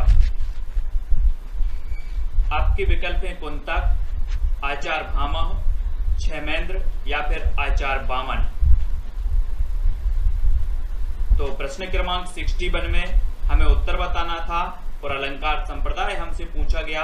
तो मैं आपको बता दूं दोस्तों कि जो आचार्य वामन हैं ये रीति संप्रदाय के प्रवर्तक माने जाते हैं। आचार्य कुंतक जो हैं ये वक्रोक्ति संप्रदाय के प्रवर्तक माने जाते हैं, और जो क्षेमेंद्र हैं ये औचित्य संप्रदाय के प्रवर्तक माने जाते हैं। और अलंकार संप्रदाय की जब बात आती है तो भामह को याद किया जाता है, यानी कि उत्तर आपका क्या होगा, विकल्प नंबर बी होगा। और जो भी दोस्तों ये जो मैंने पूरे संप्रदाय आपको ट्रिक से पढ़ाए हैं, सिद्धांत आपको ट्रिक से पढ़ाए हैं, दर्शन आपको ट्रिक से पढ़ाए हैं, ठीक है, तो वो वीडियो जरूर देखेंगे। और अगला क्वेश्चन आपसे पूछा जाता है कि माखनलाल चतुर्वेदी को किस रचना के लिए साहित्य अकादमी पुरस्कार मिला। जी हाँ दोस्तों, आपको बताना है कि कौन सी रचना के लिए माखनलाल चतुर्वेदी को जो है साहित्य अकादमी पुरस्कार मिला। और साहित्य अकादमी पुरस्कार दोस्तों हिंदी में सर्वप्रथम माखनलाल चतुर्वेदी को मिला। और इसकी रचना बतानी है कि वो रचना कौन सी है, और सन भी आपको याद करवाया था मैंने, वो सन कौन सा है वो भी आपको बताना है। तो हिम तरंगिणी के लिए मिला, हिम किरीटनी के लिए मिला, कला और बूढ़ा चांद के लिए मिला, आंगन के पार द्वार के लिए मिला। किसके लिए मिला माखनलाल चतुर्वेदी को साहित्य अकादमी पुरस्कार। और मैंने साहित्य अकादमी पुरस्कार वाली जो रचना है दोस्तों पूरी की पूरी करवा दी है ना। और आपका बिल्कुल सही आंसर होगा कि जो हिम तरंगिणी इनकी रचना है वो आपका बिल्कुल सही है, ठीक है, हिम तरंगिणी। और दोस्तों ये हिम तरंगिणी के लिए माखनलाल चतुर्वेदी को 1955 में, है ना, बचपन से लेकर 55 तक हम माखन खाते हैं, माखन, तो 55 में इन्हें क्या मिला था, साहित्य अकादमी पुरस्कार मिला था, ठीक है। और कला और बूढ़ा चांद, कला और बूढ़ा चांद ये सुमित्रानंदन पंत की है, सुमित्रानंदन पंत की है कला और बूढ़ा चांद, सभी लोगों को पता है। और इन्हें 1960 में मिला था, 60 में, कला और बूढ़ा चांद के लिए, ठीक है, ये चीज भी आपको याद रखनी है। अगला है शब्दार्थौ काव्यम, यह परिभाषा किसने दी है। शब्दार्थौ काव्यम वामन ने दी है, मम्मट ने दी है, रुद्रट या फिर भामह ने दी है।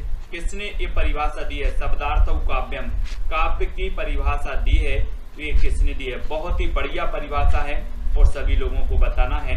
और आपका बिल्कुल सही आंसर जो होगा प्रश्न क्रमांक 63 का वो क्या हो जाएगा दोस्तों, आपका सही आंसर होगा शब्दार्थौ काव्यम। ये परिभाषा कई बार पूछी गई, और कई बार पूछी गई तो वो रुद्रट की है, रुद्रट, है ना।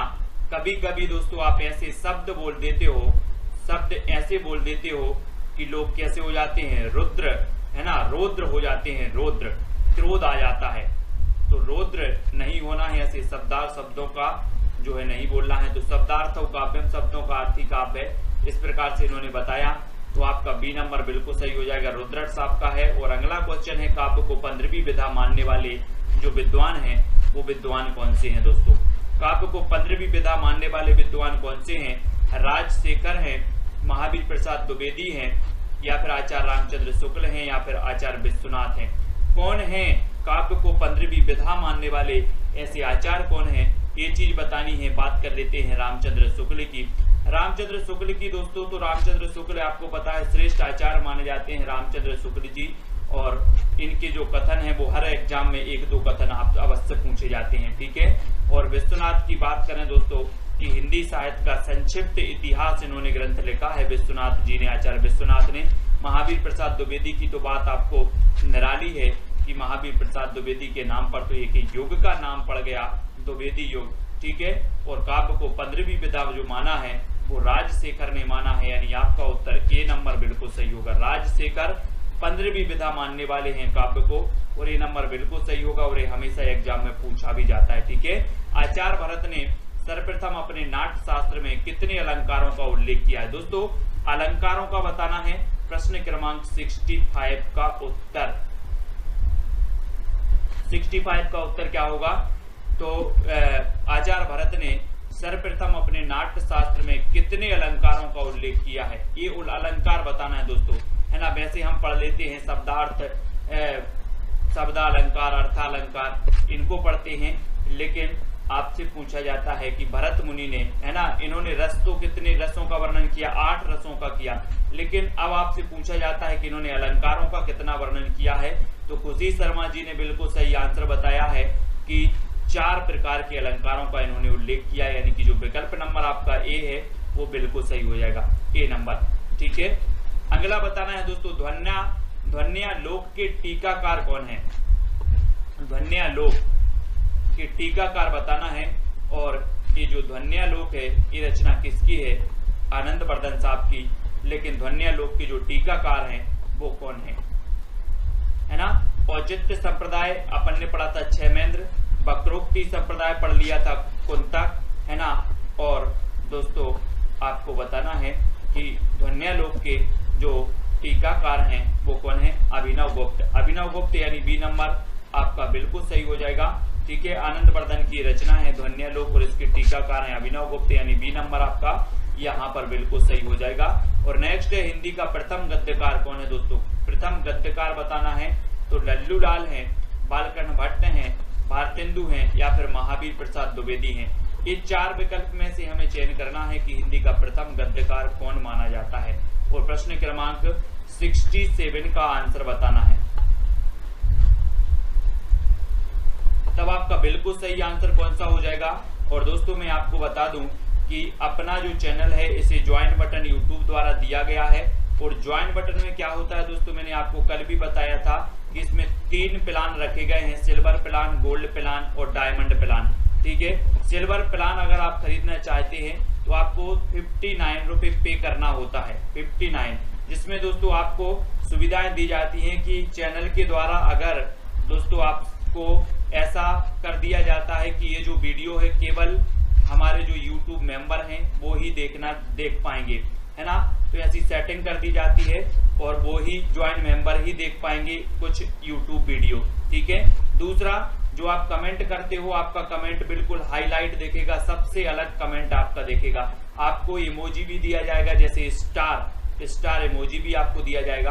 तो इस प्रकार से ज्वाइन बटन के ये 3-4 फायदे होते हैं। तो जो भी ज्वाइन बटन लेना चाहते हैं वो ज्वाइन बटन ज्वाइन कर सकते हैं, ठीक है। और हिंदी का प्रथम ग्रंथ कौन था, गद्यकार कौन थे? गद्यकार पूछे जाते हैं तो वो लल्लू लाल थे, यानी कि जो आ नंबर है वो बिल्कुल सही हो जाएगा, ठीक है। और इनकी एक रचना है दोस्तों, कौन सी? प्रेम सागर, प्रेम सागर है, ये चीज भी आपको याद रखनी है, ठीक है। और अगला क्वेश्चन आपको बताना है, भुक्तिवाद की अवधारणा किसकी है? भुक्तिवाद बहुत ही बढ़िया प्रश्न है दोस्तों, और ये मम्मट की है, भट्ट लोलट की है, भट्ट नायक की है, या फिर आनंद वर्धन की है। तो भुक्तिवाद की जो अवधारणा है वो किसकी है? प्रश्न क्रमांक 68 में हमें उत्तर बताना है। और 68 में जो आपका बिल्कुल सही आंसर होगा वो कौन सा होगा? भुक्तिवाद की अवधारणा होती है, ये जो है वो किसकी है? भट्ट नायक की, हाँ भट्ट नायक की है भुक्तिवाद, भट्ट नायक की है। बी नंबर आपका बिल्कुल सही हो जाएगा, भट्ट नायक, ठीक है, बी नंबर। और कुटज की रचयिता कौन है? कुटज की बताना है दोस्तों, हजारी प्रसाद द्विवेदी, विद्यानिवास मिश्र, रामचंद्र शुक्ल या फिर भारतेंदु। तो कुटज के रचयिता कौन माने जाते हैं? 4 विकल्प है।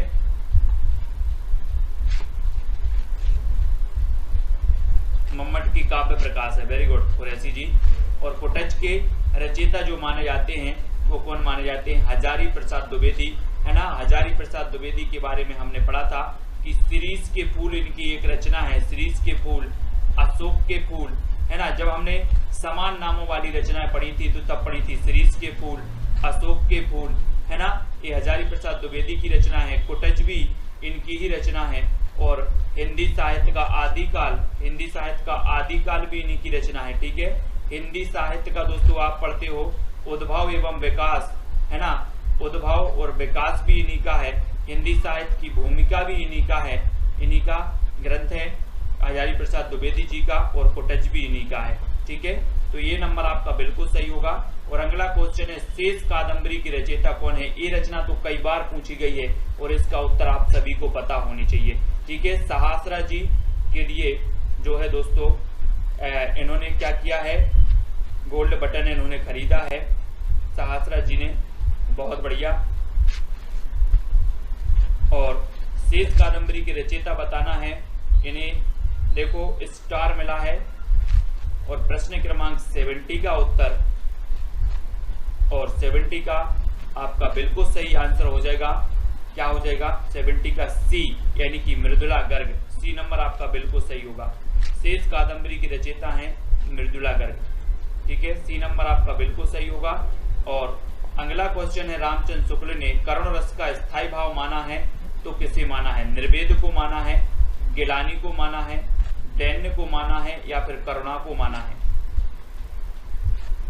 और 4 विकल्प हैं कि रामचंद्र शुक्ल ने करुण रस का जो स्थायी भाव माना है वो किसे माना है। और प्रश्न क्रमांक 71, और 71 का जो आपका बिल्कुल सही आंसर होगा वो क्या हो जाएगा? रामचंद्र शुक्ल ने करुण रस का स्थायी भाव माना है करुणा। करुणा यानी कि आपका जो डी नंबर है वो बिल्कुल सही हो जाएगा, करुणा, ठीक है। रामचंद्र शुक्ल ने करुण रस का स्थायी भाव करुणा को मान लिया। और ठेठ हिंदी का ठाठ उपन्यास के लेखक हैं तो कौन है? श्रद्धाराम फुल्लोरी हैं, हरिओद जी हैं, देवकीनंदन खत्री हैं या फिर बालकृष्ण भट्ट जी हैं। तो ठेठ हिंदी का ठाठ उपन्यास के लेखक कौन है? क्या हो जाएगा? और प्रश्न क्रमांक 72 और 72 का आपका बिल्कुल सही आंसर होगा हरिओद। हरिओद यानी कि जो आपका बी नंबर है वो बिल्कुल सही हो जाएगा। ठेठ हिंदी का ठाठ उपन्यास के जो लेखक हैं वो हैं हरिओद।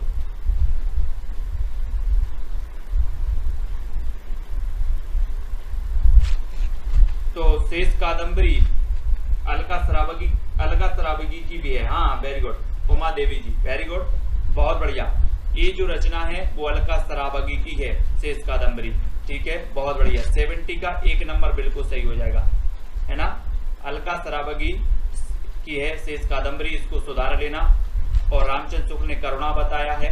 ठेठ हिंदी का ठाठ ये हरिओद जी की रचना है, बी नंबर आपका बिल्कुल सही हो जाएगा, बहुत बढ़िया, ठीक है। अगला बताना है निम्न में से कौन सी भारत पाक विभाजन पर आधारित कहानी नहीं है? भारत पाक विभाजन पर आधारित कहानी कौन सी नहीं है? सिक्का बदल गया, जन्मभूमि, व्यथा, सरगम या फिर फांसी। भारत पाक विभाजन पर आधारित कहानी कौन सी नहीं है, ये चीज बतानी है आपको। और आपका बिल्कुल सही आंसर हो जाएगा, क्या हो जाएगा? फांसी। फांसी यानी कि जो सी नंबर है वो बिल्कुल सही हो जाएगा, ठीक है। ये जो फांसी है, बाकी सिक्का बदल गया आपको कृष्णा सोबती की पता होगी, है ना। ये जो है भारत पाक विभाजन पर आधारित है, जन्मभूमि भी भारत पाक विभाजन पर आधारित है, व्यथा भी भारत पाक विभाजन पर आधारित है। तो कौन सी नहीं है? फांसी नहीं है, और सी नंबर आपका बिल्कुल सही हो जाएगा, ठीक है, सी नंबर फांसी ये भारत पाक विभाजन पर आधारित नहीं है। और अगला क्वेश्चन है आपका कि भारतेंदु को हिंदी का प्रथम निबंधकार किसने माना? भारतेंदु जी को हिंदी का प्रथम निबंधकार मानने वाले जो विद्वान हैं वो कौन है? 4 विकल्प हैं। और आचार्य रामचंद्र शुक्ल जी ने माना है, कि शिवदान सिंह चौहान या फिर प्रताप नारायण मिश्र या फिर बाल मुकुंद गुप्त ने माना। किसने माना? हिंदी का प्रथम निबंधकार। और प्रश्न क्रमांक 74 और आपका बिल्कुल सही आंसर होगा कि भारतेंदु को हिंदी का प्रथम निबंधकार जो मानने वाले हैं वो है शिवदान सिंह चौहान। कौन है? शिवदान सिंह चौहान, इन्होंने प्रथम निबंधकार माना है किसे? भारतेंदु जी को। और 74 का आपका बिल्कुल सही आंसर बी नंबर बिल्कुल सही हो जाएगा, बी नंबर। ठीक है, अगला क्वेश्चन है दोस्तों, तुम चंदन हम पानी निबंध की रचनाकार कौन है? शरद जोशी जी हैं, विवेकी राय हैं, विद्यानिवास मिश्र हैं या फिर रमेश चंद्र साय हैं। कौन है? तुम चंदन हम पानी निबंध की रचनाकार, यानी कि प्रश्न क्रमांक 75 का उत्तर लिखना है।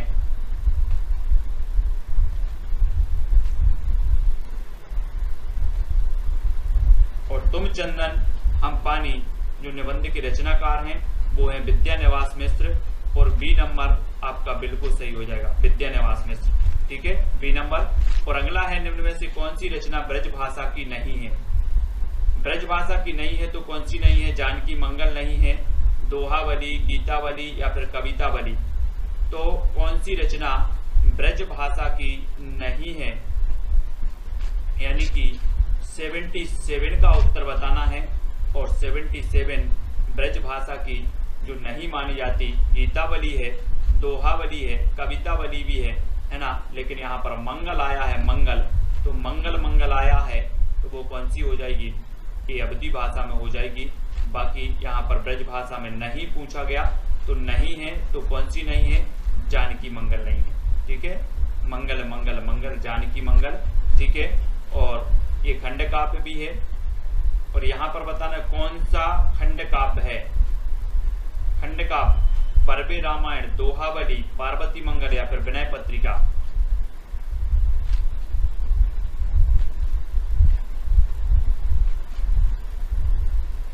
तो खंड काव्य पूछा गया तो खंड काव्य कौन सा है? पार्वती मंगल, है ना। पार्वती मंगल क्या है? खंड काव्य है। और आपका उत्तर होगा बी नंबर। ठीक है, बी नंबर आपका बिल्कुल सही हो जाएगा। एक खंड काव्य माना जाता है तुलसीदास जी का। ठीक है, खंड काव्य। और विनय पत्रिका तो आपको पता है। और जो दोहावली है ये भी ब्रज भाषा में है। बाकी पार्वती मंगल और बरबे रामायण ये अवधी भाषा में है ना। तुलसीदास की मैंने रचना याद करवाई है, कौन सा खंड काव्य है, कौन सा महाकाव्य है, कौन सी रचना अवधी में है, कौन सी ब्रज में है, ये याद करवाई है।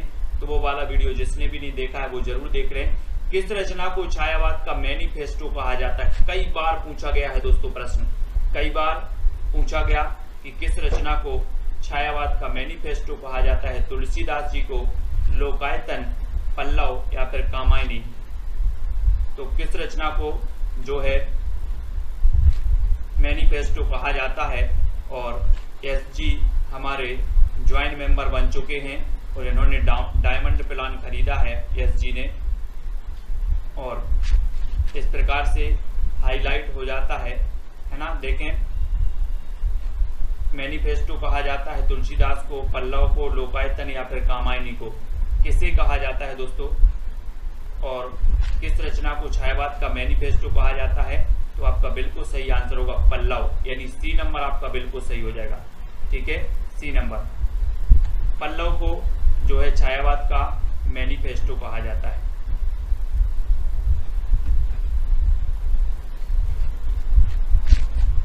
पल्लव आपका बिल्कुल सही हो जाएगा, पल्लव।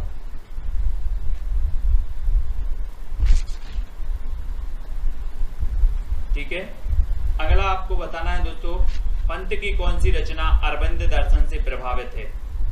पंत की रचना बतानी है, कौन सी है अरविंद दर्शन से प्रभावित? स्वर्ण किरण है, युगवाणी है, पल्लव है या फिर युगांत है? कौन सी रचना अरविंद दर्शन से प्रभावित है? और प्रश्न क्रमांक 80 का उत्तर बताना है। बहुत ही बढ़िया रचना है अरविंद दर्शन। और अरविंद दर्शन से जो प्रभावित है वो कौन सी है? स्वर्ण किरण। स्वर्ण किरण यानी कि ये नंबर, ये पूछी जाती है दोस्तों। आपको पता है कि स्वर्ण किरण हो, पल्लव हो, युगांत हो या फिर युगवाणी हो, है ना। ये दोस्तों आपकी क्या है? ये रचनाएं पूछी जाती हैं। और पल्लव को छायावाद का मैनिफेस्टो तो कहा ही जाता है, ठीक है। और अरविंद दर्शन से जो प्रभावित है वो कौन सी है, स्वर्ण किरण है। ये नंबर एक कई बार पूछा गया है, ठीक है। और अगला क्वेश्चन है, निम्न में से पंत की प्रगतिवादी रचना नहीं है तो कौन सी नहीं है, ग्राम्या, ग्रंथि, युगांत या युगवाणी। तो कौन सी रचना प्रगतिवादी रचना नहीं है, यानी प्रश्न क्रमांक 81 का उत्तर बताना है।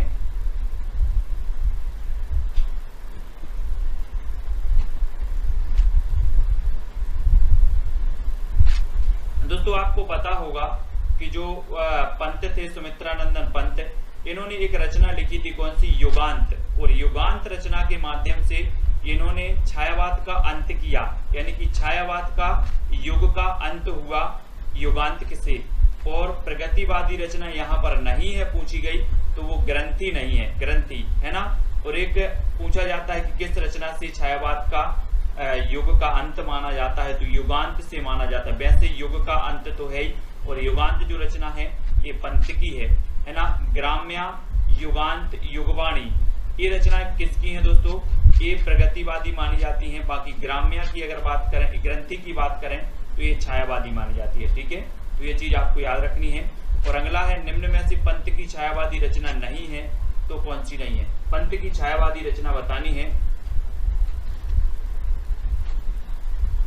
तब युगवाणी नहीं है, गुंजन नहीं है, वीणा या फिर पल्लव नहीं है, यानी कि 82 का आंसर बताना है।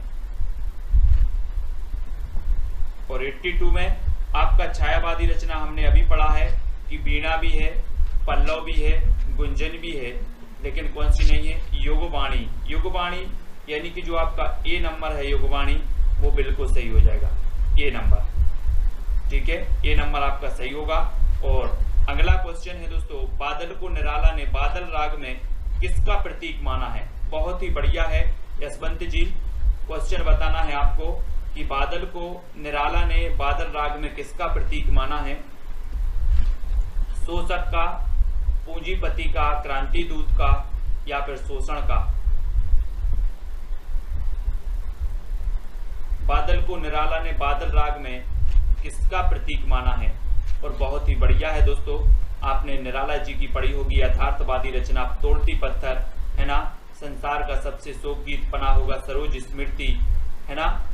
और दोस्तों यहाँ पर बादल राग माना है, तो बादल राग में किसका प्रतीक, तो क्रांति दूत का प्रतीक माना है। क्रांति दूत यानी कि डी नंबर आपका बिल्कुल सही होगा।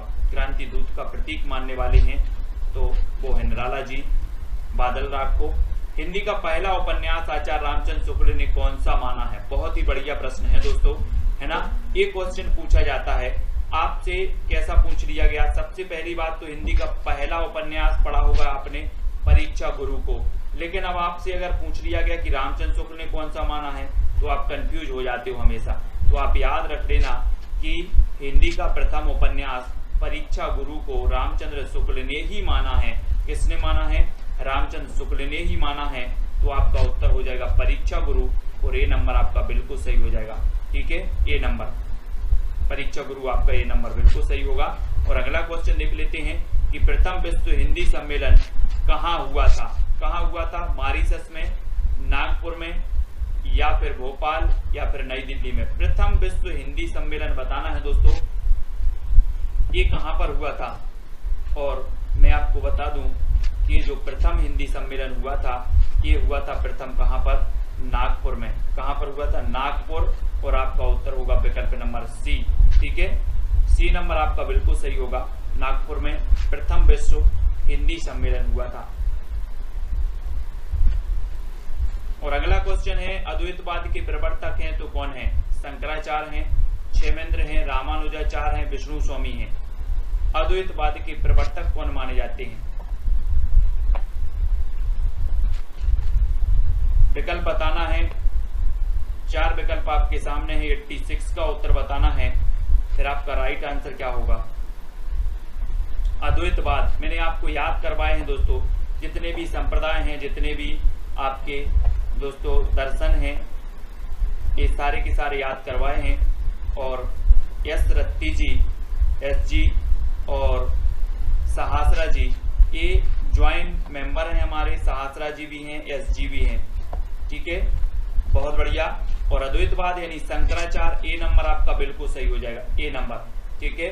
और एक मैं दोस्तों अपने 10-12 ज्वाइंट मेंबर हो जाए उनके लिए स्पेशल क्लास रखूंगा अलग से, केवल ज्वाइंट मेंबर के लिए। तो 10 से 12 ज्वाइंट मेंबर अगर अपने हो जाएंगे तो केवल ज्वाइंट मेंबर के लिए अलग से क्लास, स्पेशल क्लास रखेंगे, ठीक है। और अद्वैतवाद के जो प्रवर्तक हैं शंकराचार्य हैं, और ये नंबर आपका बिल्कुल सही हो जाएगा, शंकराचार्य, ठीक है, शंकराचार्य हैं। और दोस्तों रामानुजाचार्य की बात करें तो इन्होंने श्री संप्रदाय के प्रवर्तक माने जाते हैं, रामानुजा विशिष्ट अद्वैतवाद के भी माने जाते हैं, ठीक है, ये चीज भी आपको याद रखनी है।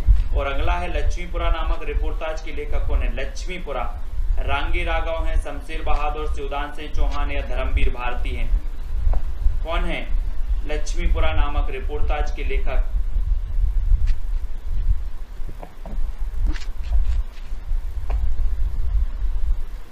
और प्रश्न क्रमांक 87 और 87 का आपका बिल्कुल सही होगा लक्ष्मीपुरा। ये जो रिपोर्टाज है ये शिवदान सिंह चौहान का है ना, शिवदान सिंह चौहान। और आपने पढ़ा होगा दोस्तों कि शिवदान सिंह चौहान ने जो है क्या किया है, शिवदान सिंह चौहान ने भारतेंदु जी को हिंदी का प्रथम निबंधकार माना है ना, किसने? शिवदान सिंह चौहान ने, ये तो आपको पता ही होगा। और लक्ष्मीपुरा नामक जो रिपोर्टाज है ये भी किसका है? शिवदान सिंह चौहान का ही है। तो बी नंबर यहाँ पर आपका बिल्कुल सही होगा, ठीक है। और ब्रजभाषा का विकास किस अपभ्रंश से हुआ? किस अपभ्रंश की कौन सी अवस्था से हुआ है, कौन सी अपभ्रंश से हुआ है, जल्दी से बताना है। और आपका बिल्कुल सही आंसर क्या होगा? अपभ्रंश से हुआ है अर्धमागधी से, सौरसेनी से, मागधी से, या फिर इनमें से कोई नहीं।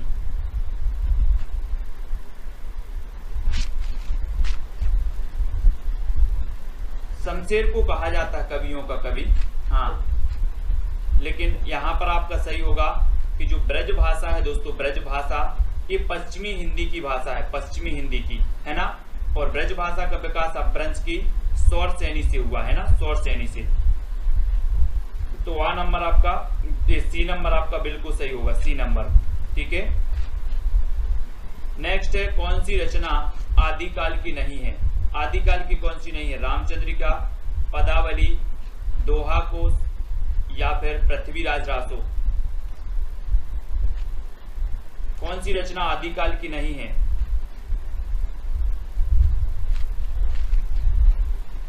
हाँ, पूर्वी हिंदी अर्धमागधी से निकली थी और पश्चिमी हिंदी सौरसेनी से, वेरी गुड। और आदिकाल की नहीं है तो आपको पता है कि पदावली है, दोहा कोश है, पृथ्वीराज रासो भी है, लेकिन कौन सी नहीं है? रामचंद्रिका। और ये रामचंद्रिका कब की है? तो ये भक्ति काल की रचना मानी जाती है, भक्ति काल की, ठीक है। भक्ति काल की रचना कौन सी मानी जाती है? रामचंद्रिका। और पदावली, दोहा कोश, पृथ्वीराज रासो ये आदिकाल की हैं। और आपका उत्तर क्या हो जाएगा? ए नंबर, ठीक है, ए नंबर आपका बिल्कुल सही होगा। आदिकाल को अपभ्रंश काल किसने कहा दोस्तों? आदिकाल को अपभ्रंश काल जो नाम दिया वो किसने दिया? मिश्र बंधुओं ने, राहुल सांकृत्यायन ने, विश्वनाथ प्रसाद ने या फिर धीरेन्द्र वर्मा ने? तो किसने दिया? यानी कि प्रश्न क्रमांक आपका 90 का उत्तर बताना है। और बहुत ही बढ़िया प्रश्न है कि अपभ्रंश काल जो कहने वाले हैं राहुल सांकृत्यायन ने, तो क्या कह दिया था? क्या कहा था राहुल सांकृत्यायन ने? और धीरेन्द्र वर्मा आपका बिल्कुल सही होगा। यहाँ पर अपभ्रंश काल कहा है इन्होंने, धीरे से कह दिया, धीरे से, यानी कि आपका उत्तर होगा धीरेन्द्र वर्मा, ठीक है, धीरेन्द्र वर्मा। और डी नंबर बिल्कुल सही हो जाएगा। हाँ, छंदों का अजायब घर भी कहा जाता है रामचंद्रिका को, बहुत बढ़िया। और अगला, वीर रस प्रधान रचना में गुण होता है तो कौन सा होता है? माधुर गुण, प्रसाद गुण, प्रसाद गुण होता है, ओज होता है, या इनमें से कोई नहीं? वीर रस प्रधान रचना में बताना है दोस्तों। और जब वीर रस की बात आती है तो उत्साह इसका स्थायी भाव है, वीर रस का उत्साह जो है स्थायी भाव है। और आपको पता है दोस्तों कि रीति काल में वीर रस में रचना करने वाला एकमात्र कवि था भूषण, है ना। और भूषण के कुछ वास्तविक नाम था क्या? घनश्याम। और मनीराम भी था इनका, मनीराम, ठीक है, मनीराम भी था, तो हाँ सिद्ध सामंत योग कहा। और बीरस प्रधान जो रचना में गुण होता है तो वो होता है ओज गुण। ओज यानी बी नंबर आपका बिल्कुल सही होगा, ओज गुण। ठीक है, अगला है छायावाद की मूल चेतना किस शब्द समूह से अधिक व्यक्त होती है? किस शब्द समूह से अधिक व्यक्त होती है? स्वानुभूति की विवृत्ति, प्रकृति का मानवीकरण, सौंदर्य का साधन या व्यक्त सत्ता का प्रत्यक्षीकरण। तो राइट आंसर छायावाद की मूल चेतना किस शब्द समूह से अधिक व्यक्त होती है? तो किससे होती है, यानी कि 92 का उत्तर बताना है। और 92 का आपका बिल्कुल सही होगा, प्रकृति का मानवीकरण, यानी बी नंबर आपका बिल्कुल सही हो जाएगा। छायावाद में दोस्तों प्रकृति का मानवीकरण किया गया और छायावाद की मूल चेतना जिस शब्द से व्यक्त होती है वो है प्रकृति का मानवीकरण, और बी नंबर आपका बिल्कुल सही हो जाएगा। ठीक है, बी नंबर। अगले क्वेश्चन की ओर बढ़ते हैं। 84 वैष्णव की वार्ता किसकी रचना है? आपने पढ़ा होगा दोस्तों 252 वैष्णव की वार्ता और 84 वैष्णव की वार्ता, है ना, ये दोनों ही रचनाएं हैं, तो वो किसकी हैं? और मैं जब तक आपको बता दूं कि रूप गोस्वामी की एक रचना है उज्ज्वल नीलमणि, है ना, उज्ज्वल नीलमणि है रूप गोस्वामी की रचना है। और ज्योतिरीश्वर ठाकुर की रचना है कौन सी? वर्ण रत्नाकर। और नाभादास की तो पता ही है आपको, भक्तमाल, है ना। तो 84 वैष्णव और 252 वैष्णव की वार्ता के जो रचनाकार होंगे वो कौन होंगे? गोकुलनाथ, यानी बी नंबर आपका बिल्कुल सही होगा, गोकुलनाथ। ठीक है, और अगला है अवध विलास की रचनाकार कौन है? अवध विलास प्राणचंद्र चौहान है, लालदास हैं, विद्यानिवास मिश्र हैं या फिर भारतेंदु हैं, यानी कि 94 का आंसर बताना है। और 94 यानी कि 94 का आपका बिल्कुल सही आंसर होगा अवध विलास। दोस्तों हम पढ़ते ना अवध के लाल, है ना, अवध के लाल, अवध विलास, और अवध के लाल यानी कि लालदास, अवध के लाल, तो लालदास। ठीक है, और प्राणचंद्र चौहान की रामायण महानाटक है, ठीक है, प्राणचंद्र चौहान। और डॉक्टर राजेंद्र प्रसाद की जो आत्मकथा है वो कौन सी है? राजेंद्र प्रसाद। और एक गालिब छूटी शराब तो मैंने आपको याद करवाया था, एक गालिब छूटी शराब रविंद्र कालिया की है, गालिब छूटी शराब रविंद्र कालिया। सत्य की खोज, यही आत्मकथा राजेंद्र प्रसाद की है, यानी बी का नंबर सही हो जाएगा।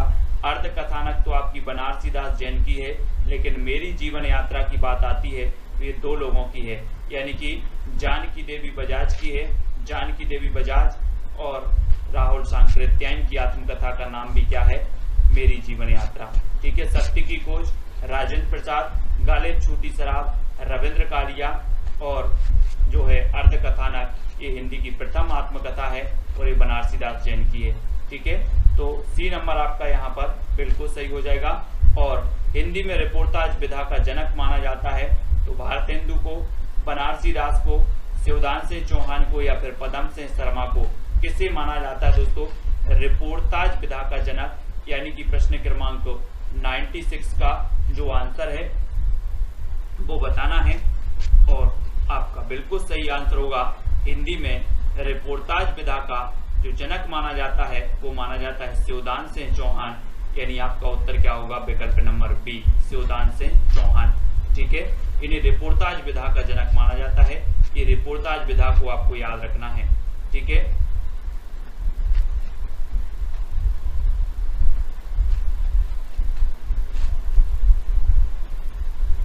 याद रख लेना।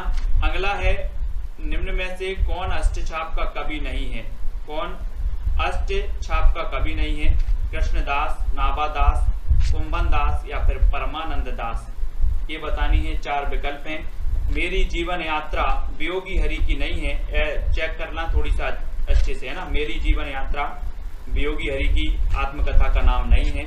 मेरी जीवन यात्रा केवल 2 लोगों की है, जानकी देवी बजाज की है और आपकी राहुल सांकृत्यायन की। ठीक है, अच्छे से चेक कर लेना। कौन अष्टछाप का कवि नहीं है? अष्टछाप की स्थापना कब हुई? 1565 में हुई। ठीक है, अष्टछाप में 4 कवि आपके किसके? वल्लभाचार्य के, और 4 कवि दोस्तों आपके किसके थे?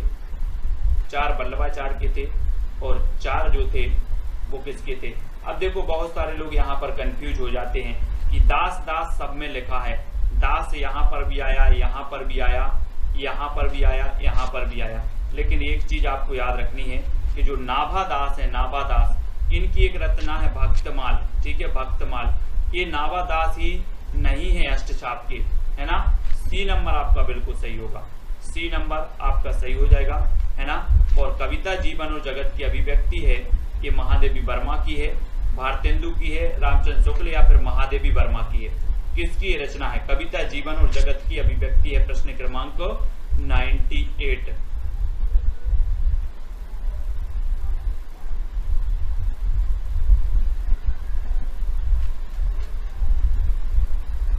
प्रेम सिंह जी क्या बोल रहे हैं? नरेंद्र की आत्मकथा सत्य की खोज, नरेंद्र की नहीं, राजेंद्र प्रसाद की है सत्य की खोज, है ना।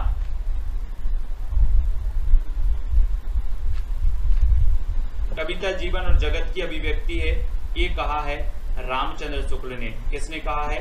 रामचंद्र शुक्ल ने, यानी वी नंबर आपका बिल्कुल सही हो जाएगा, ठीक है। रामचंद्र शुक्ल ने कहा है कि कविता जीवन और जगत की अभिव्यक्ति है, यानी 98 का आपका बिल्कुल बी नंबर बिल्कुल सही हो जाएगा, बी नंबर, ठीक है।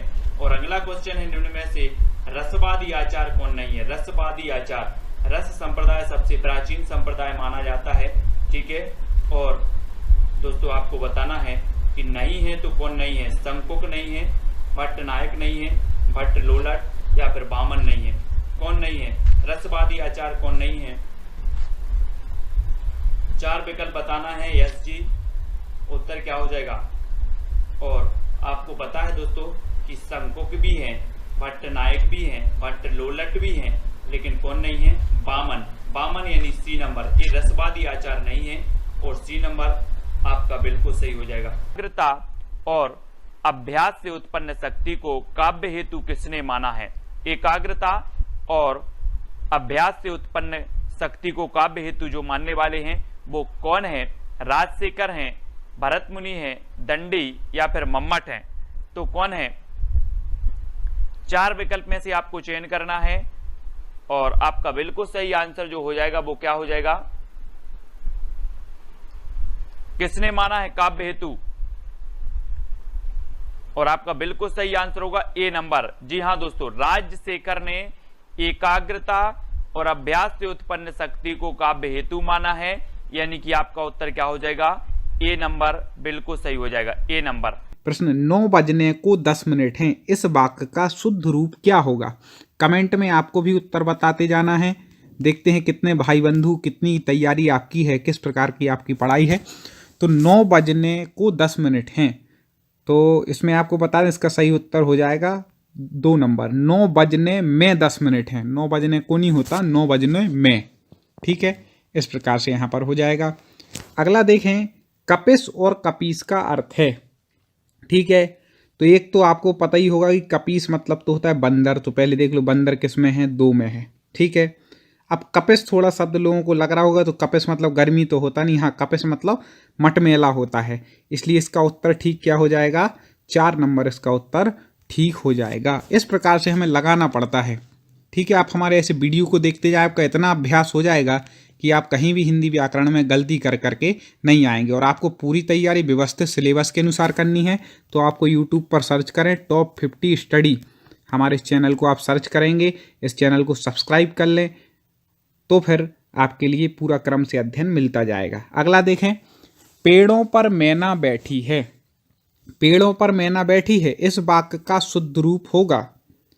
अब पेड़ों पर मैना बैठी है तो जम नहीं रहा है कि पेड़ बहुत सारे बोल, मैना एक है, इसलिए क्या होना चाहिए? पेड़ पर मैना बैठी है, ठीक है। तो 1 नंबर इसका उत्तर सही हो जाएगा।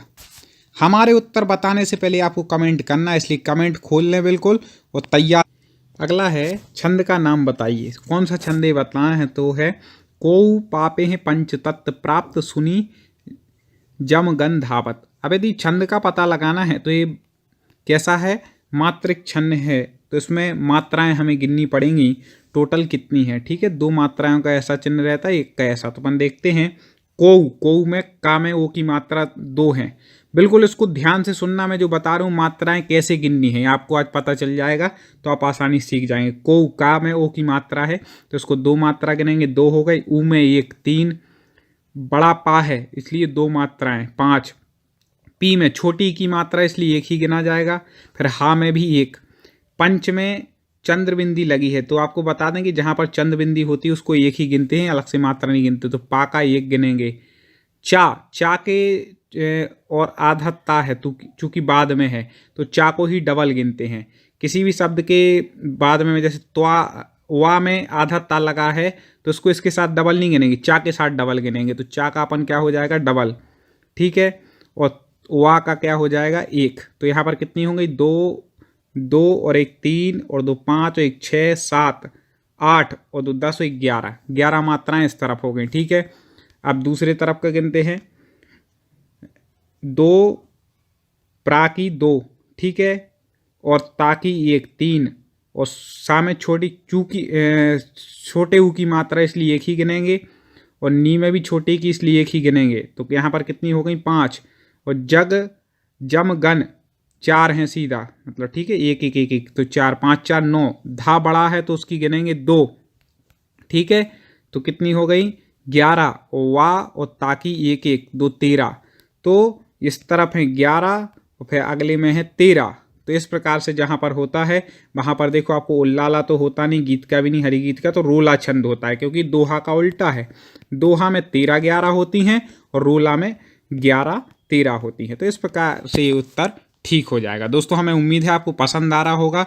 ऐसे बहुत सारे वीडियो हमारे चैनल पर डले हैं। आपको तो टॉप 50 स्टडी यूट्यूब पर सर्च करके उसको सब्सक्राइब कर लेना है, प्लेलिस्ट में जा करके सारे वीडियो आपको देख लेना है। चलिए आगे बढ़ते हैं, लाइक जरूर कर देना। देश निकाला का सामासिक विग्रह होगा। देश निकाला मतलब देश से निकाला, 4 नंबर इसका उत्तर ठीक हो जाएगा। कहाँ से निकालते हैं? देश से। इस प्रकार से होता है।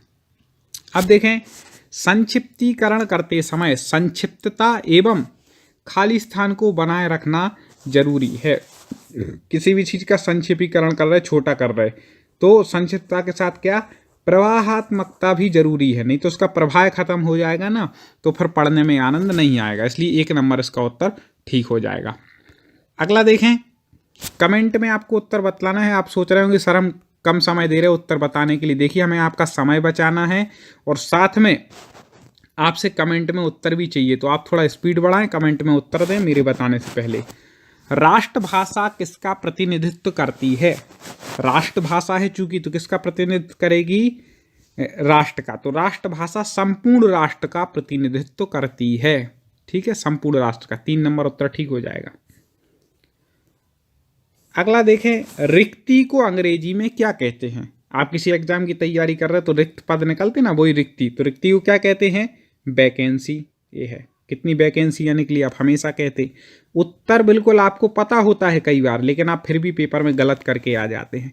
इसलिए हम प्रैक्टिस सेट लगवा रहे, हिंदी कर रहे कि आप वो गलती ना करें कि आपको बनते हुए भी आप गलत करके आए। वो गलती से हमें बचाना है, बाकी तो याद करानी है। सारी पृथ्वी के राजा को कहते हैं। जो सारी पृथ्वी का राजा होता है उसको क्या कहते हैं? देखो चक्रवात तो कहते नहीं, आप जानते, चौधरी भी नहीं कहते, तो चक्रवर्ती जो समस्त पृथ्वी का राजा होता है, सबसे श्रेष्ठ राजा, ठीक है। अगला देखें, सर्प का पर्यायवाची बताओ। सर्प मतलब सांप, तो इसका पर्यायवाची पहली नंबर पे दिया है भुजंग, ठीक है, भुजंग सर्प का। अगला देखते हैं, सिने एक्सप्रेस कहाँ से प्रकाशित होता है? तो सिने एक्सप्रेस आपको बता दें कि इंदौर से प्रकाशित होता है, ठीक है। आईना को खड़ी बोली में क्या कहते हैं? ठीक है, तो शीशा या दर्पण कहते हैं आईना को। आप लोग भी बोलते ही हैं शीशा या दर्पण।